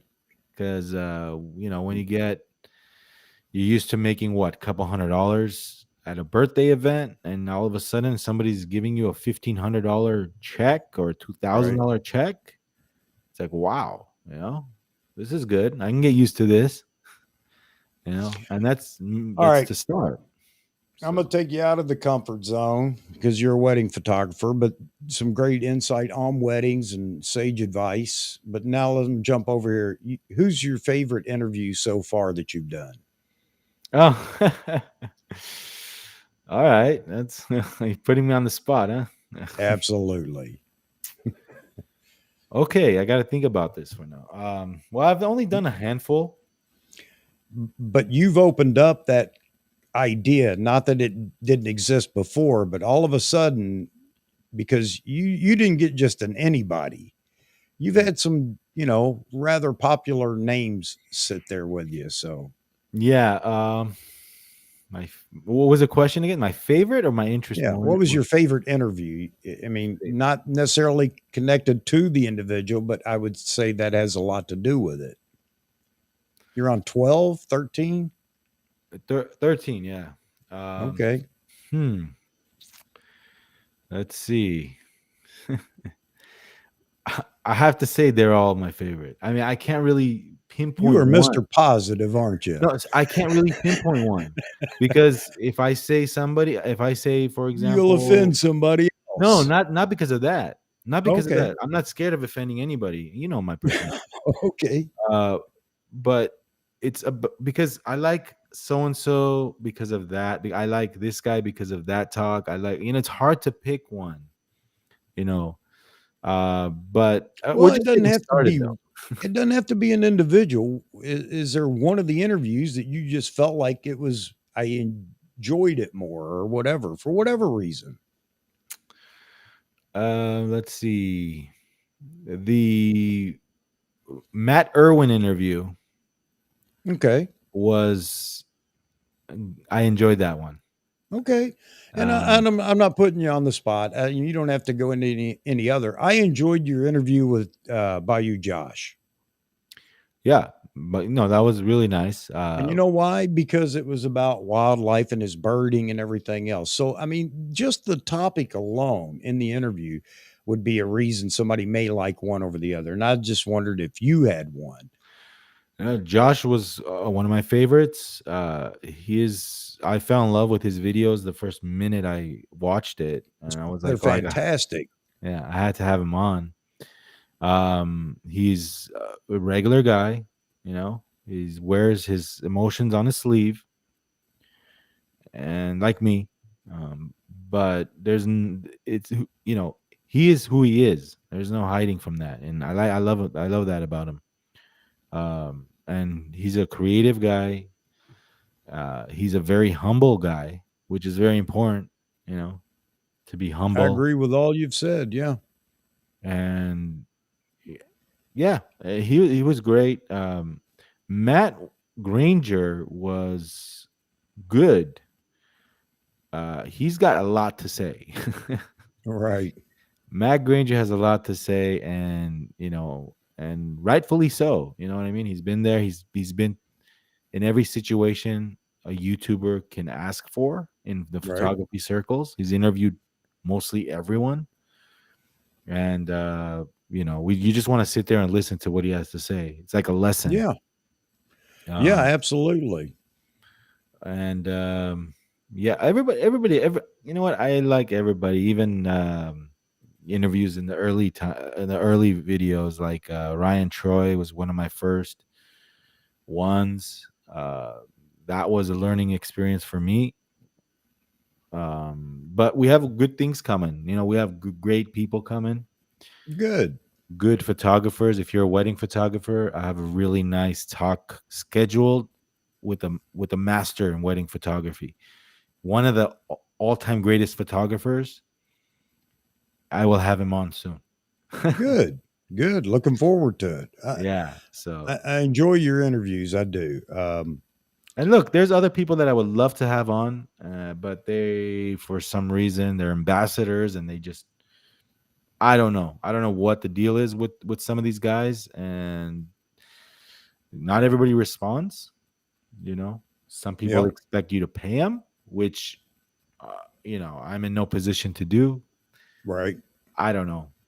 Maybe if I was, maybe if we were making serious money, your budgets would be bigger. Sure, I would have, you know, you know, the big movie stars on my channel.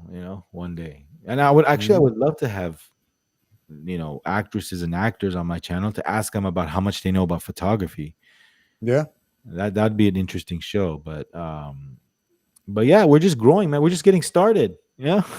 No, it's great. I think it's what attracted me to your channel. I just the first video I saw was an interview, and I enjoyed it. Um, and I didn't want to go try to copy anybody and what they do or anything else, but I enjoy your interviews, and that was kind of one of the things that I'd been trying to do this for a long time, but you kind of inspired me, Vahagn, to get off my butt and just go do it. Don't worry Yeah. about the fallout. Just enjoy it and do it. So hence here we are right now. And I like the live format only because I love watching the videos, but if you ask a question, it's after the fact, after you've seen it, it goes into the comments. And you know what? If somebody has a video that spurs three or 400 comments, your chance of getting an answer to your comment is about one in a million. So, and not that, I mean, most of the interviews are things that not just what you do, but others do are very informative, but there's always that question, you want to know what kind of shoes they wear or whatever it is. And you're not going to get an answer to that. Whereas in a live stream, I'm hoping that people are willing to just, drop a comment in there and ask a question. And Yeah. I've told all my folks, that show up regularly. One of the things that I am doing, I'm pursuing right now is I'm going to add a phone line to this where people can Oh, actually nice. call in and ask the guest or me or whoever a question and get an answer right there. Yeah. Uh, I'm just trying to make it as, uh, interactive as I can and, have fun with it. So, That's but great. you inspired me though to get off my butt now and do it for real. Well, And see, I appreciate that. well, well, I'm humbled.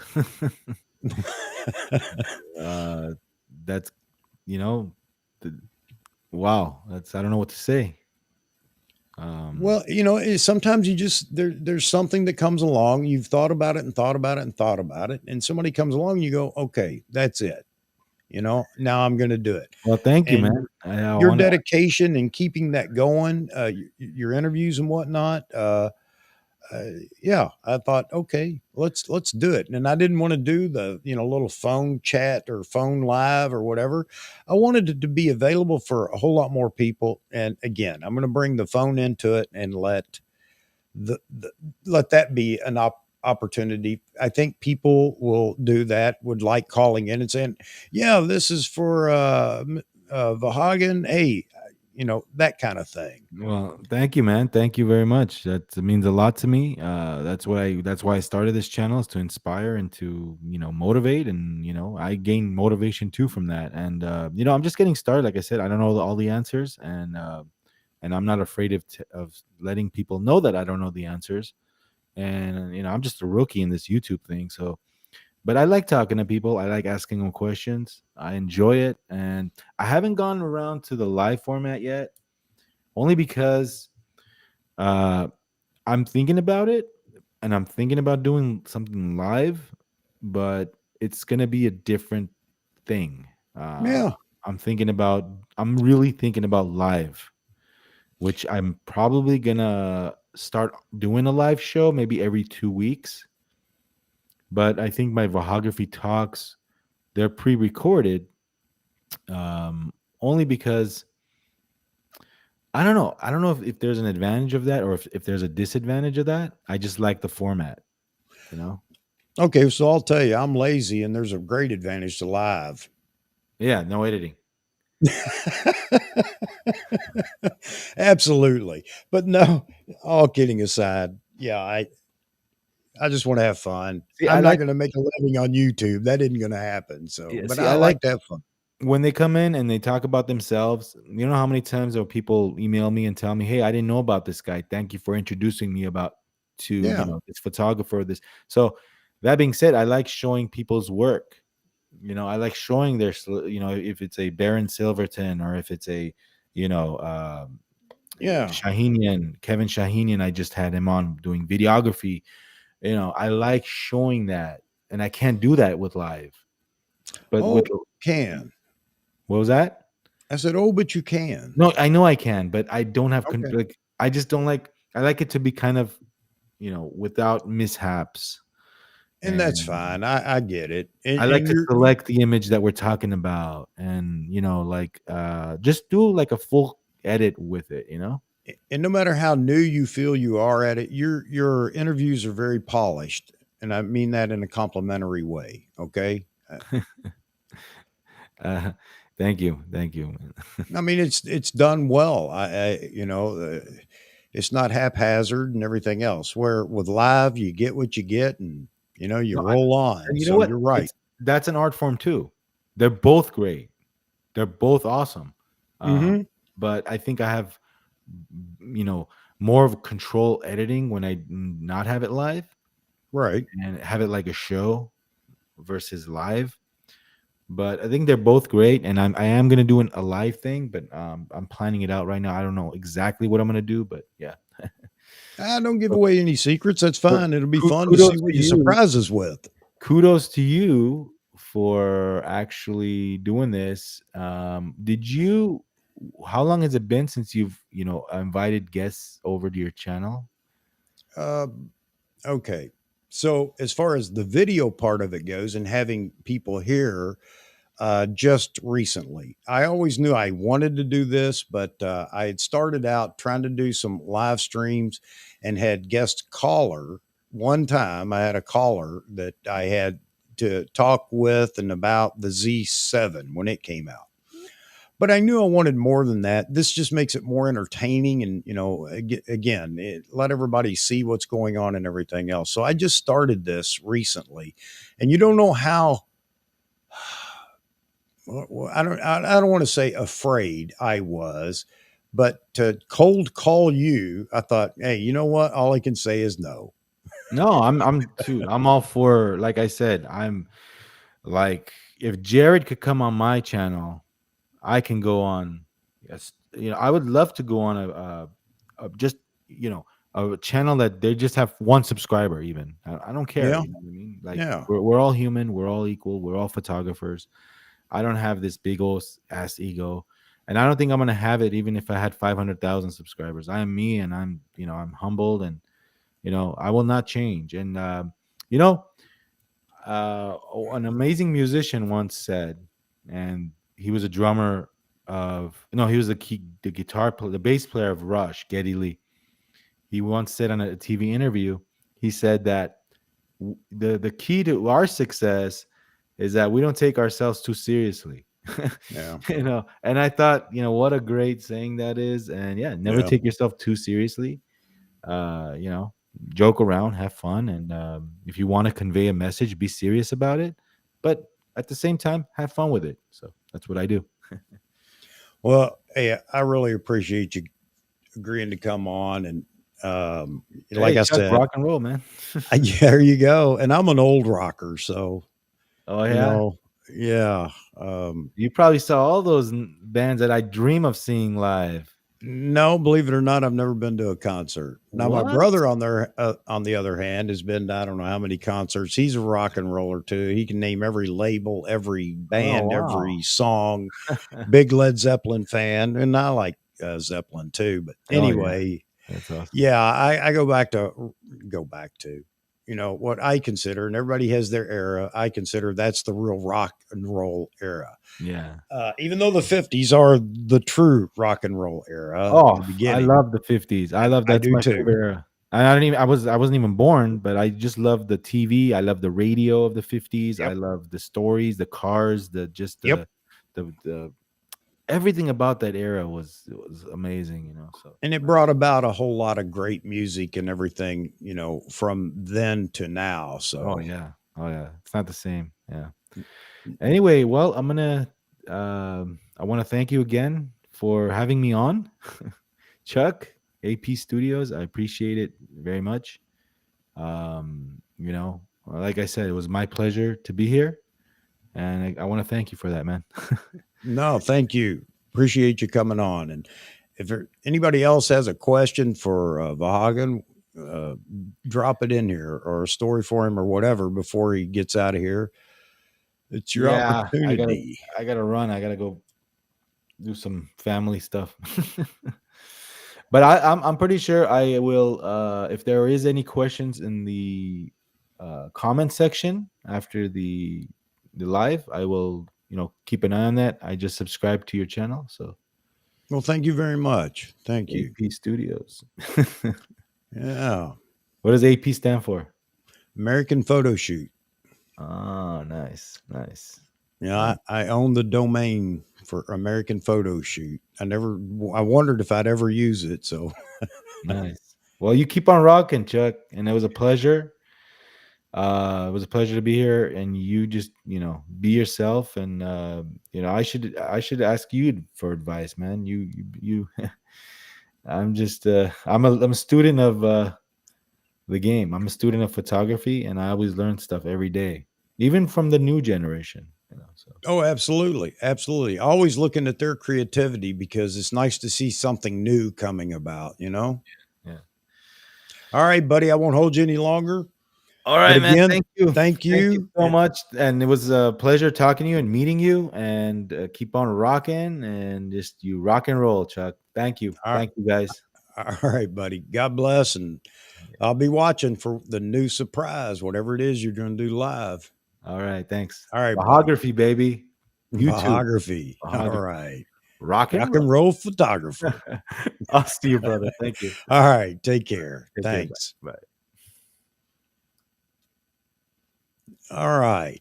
I really appreciate the Vahagn coming in, and yeah, I just cold called him yesterday, and I thought, well, if you watch his channel, he's very calm, very soft spoken, and very positive.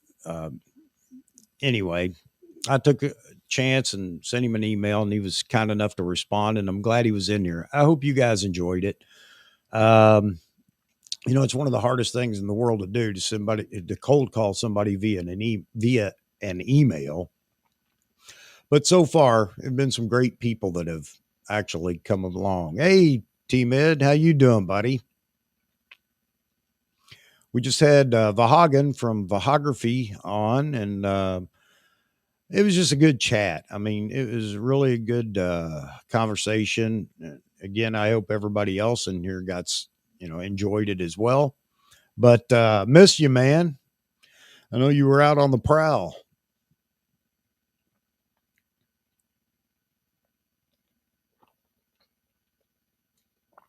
Ah, very parched today. Hey, Touch Life. I know you're a wedding photographer too. And I hope I didn't bum everybody out talking about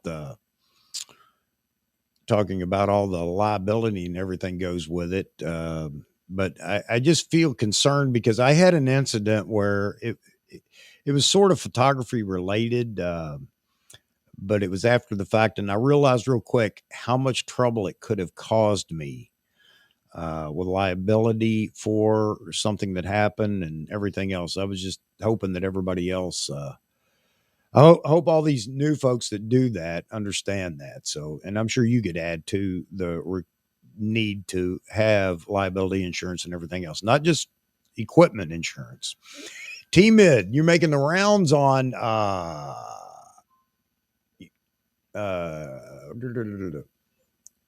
number 6. Is that you've been in 6 live streams today? Man.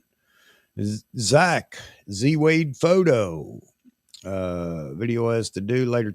All right, buddy. Hey, thanks for dropping by. I think a lot of people may, since the time of the night that I'm doing this now, sit around and do edits while I yap on, which is fine by me. I hope everybody enjoys it, but don't feel obligated to come and hang around unless you're T Mid, because he was the first. And I just roped him in on the first night with the restream going. So he's got to continue to come back. Thanks, Touch Life. Yeah, again, if you guys know of anybody that might want to be a guest, including yourself, let me know. And we can have more than just one in here, one guest. I mean, I can have as up to 10. So yeah, you guys want to jump in? I do promise I'm going to get this phone thing going. I really think that that's a big boost to the not just the channel, but the shows, the live streams. And I mean, I'm guessing that some of you guys would like to do that, depending on the guest, be able to just call in. You're on the air and ask him whatever you want. Talk to him just as if you were here. I think that'll be a lot more interactive than just the chat window. So I'm going to get it going. I'm going to get it done. I got everything to do it, but a phone number. So I'm working on that part right now. But T-Mid, I know you were busy. I saw you in a couple different places, and I appreciate you stopping by, man. I really do. I didn't watch it all. I'm not gonna lie to you, but I'm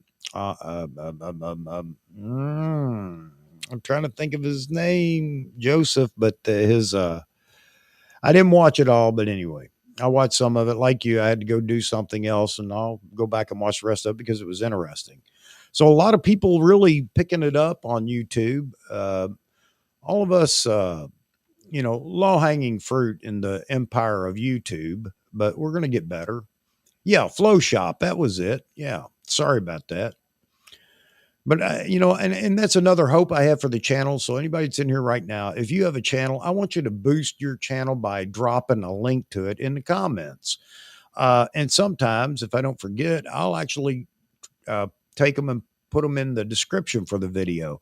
I mean, let's network. That's what we should all be doing anyway, is networking to get our vision out there or our point out there, and also helping each other, push each other up the food chain. And I really appreciate it, T-Mid, you and so many others that have done that. And by all means, anybody that comes in here on the channel for the show, if you will, make sure you drop your information in a comment in the chat. Yeah, networking is big, especially for me, and for everybody else. If you don't have 500,000 subscribers or 100,000 subscribers, then networking is a big part of what you should be doing. And I just want you to know that here, this is a great place to drop your links to your channels and everything else. Eventually, somebody's going to come by and see it, and maybe they give you a shot. So, all right. Man, you guys wore me out the other night. What did we finish? 1:30 in the morning or something crazy like that. I can't even remember how long that went on. No, 12:30 or something like that. 3.5 hours. And you know what? That's great. I know that everybody that comes in here can't stay that long, but I try to keep going for those that are in here. And if you're tired of listening to me, all you got to do is tell me, "Hey, Chuck, I'm out," and I understand. As soon as that count drops to nothing,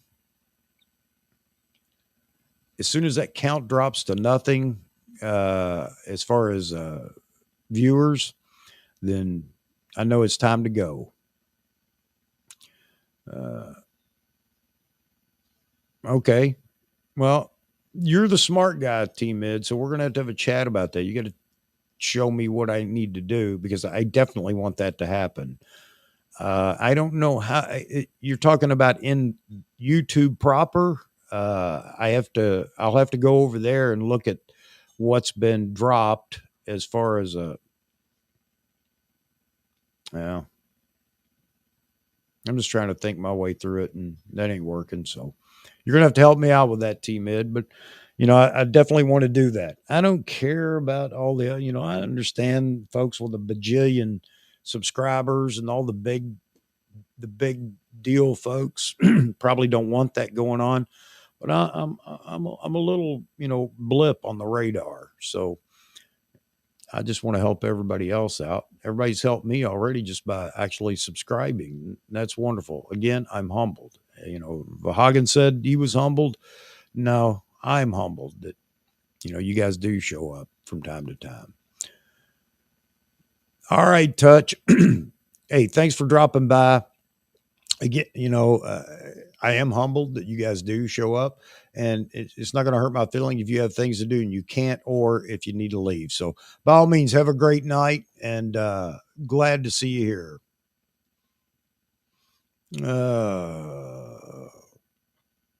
All right, team. I notice you're getting a little more aggressive there with live streams and that, and I'm happy to see that, man. And the other night you realized that's probably going to be the easiest way to continue Vlogmas. My channel is T-Mid. T-Mid's a pretty smart cookie too, pretty electronic computer savvy. So I'm gonna get on one of his live streams and drive him crazy asking questions. All right, Z Wade's out. Oh, Zach at Z Wade. Touch Life's out. I guess I lost poor Briar earlier and Terry. All right, so that's going to be my next task, is to figure out how to keep people engaged or give them the opportunity to be engaged. And that's going to mean I'm going to have to shut up a little bit. Vlogmas is hectic for me right now. 4 days in, 21 more days to go. Yeah, brother, I know. That's why I say, I drop on the or drop in live and say hello. This is day whatever Vlogmas, and if anybody's got any questions, I'll be here 10 minutes. No, I'm just kidding, but it sure makes it a lot easier when you don't have to worry about editing it. So I'm rooting for you, man. You're going to make it. You, Troy, he's going to make it too. So. All right. I can't see any, missed any other. Anybody got any comments or anything you want to talk about, or before I blow out of here, because I'm probably going to wrap it up before long. Just trying to see if there's something I missed when we were live earlier. No. Oh, you talking the background there, T-Mid? Yeah, I keep playing with different things, trying to make it a little bit different.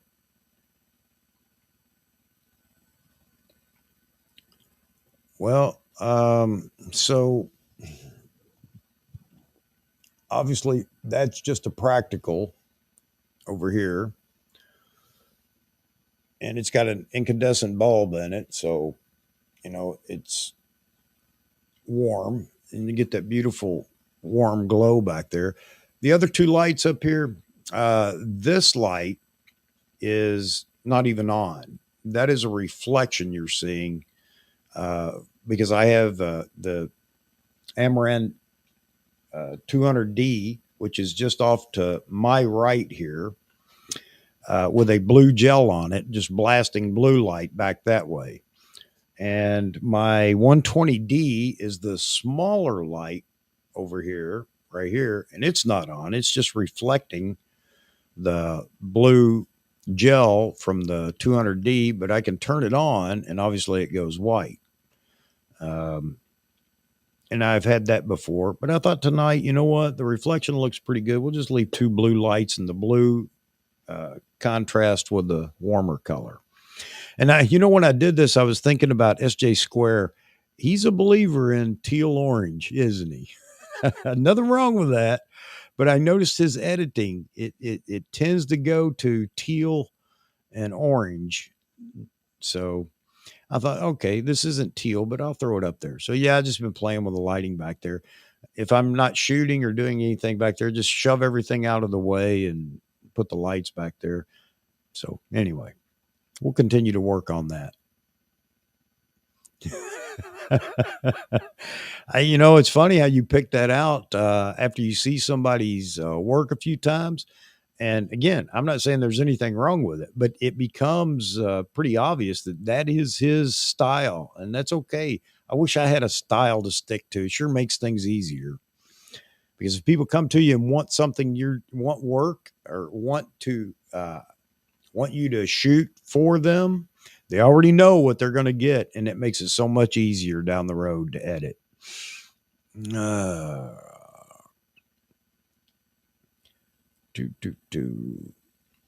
Yeah, I got to figure out, T-Med, how not to run people off. I got to figure out how to shut up, and I think that's one of the reasons I want that phone set up, and let everybody have a chance. Then you're in the conversation if you pick the phone up and call and let them talk to the guests or anybody else.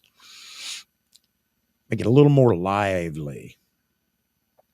All right. Well, you're probably beat after all you're running around today on different channels.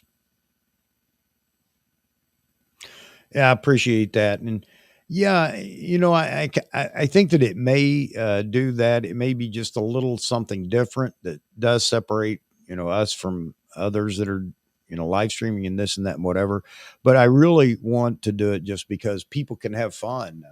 Pick up the phone and call. And who doesn't like to do that if you've got a question you want answered or whatever? So the next part to that will be the typical, can you turn your sound down on the other end or mute it, because you get all that feedback. But it'll be interesting, it'll be fun. Well, we still got some viewers in here, but I don't know who's left. All right, buddy, you don't have to feel obligated to hang around, or whoever else is here. I could go on for another 45 minutes, get on the tree stump here and start talking about Nikon marketing and everything else, but I'm sure everybody's heard that enough.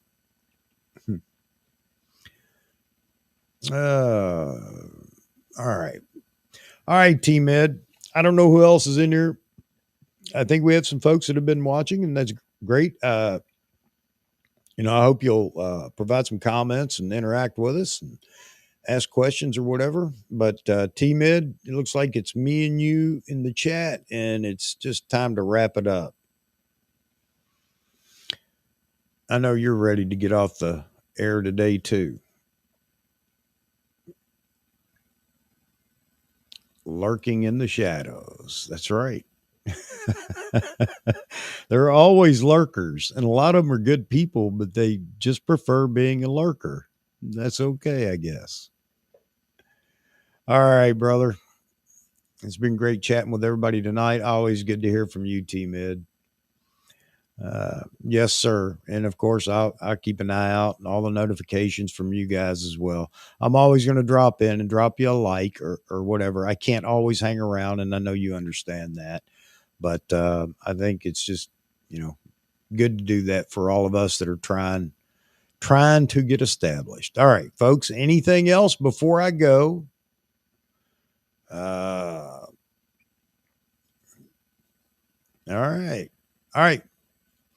Chuck at AP Studios, I appreciate everybody showing up. For anybody that's still in here, and hope to see you on the next one. We may do another impromptu on Wednesday, but Saturday night is going to become Saturday night live stream. And I'll always try to have somebody in here as a guest. It could be you. All you got to do is speak up. All right. For everybody that's left out there, God bless. Have a wonderful end of the weekend. Bye.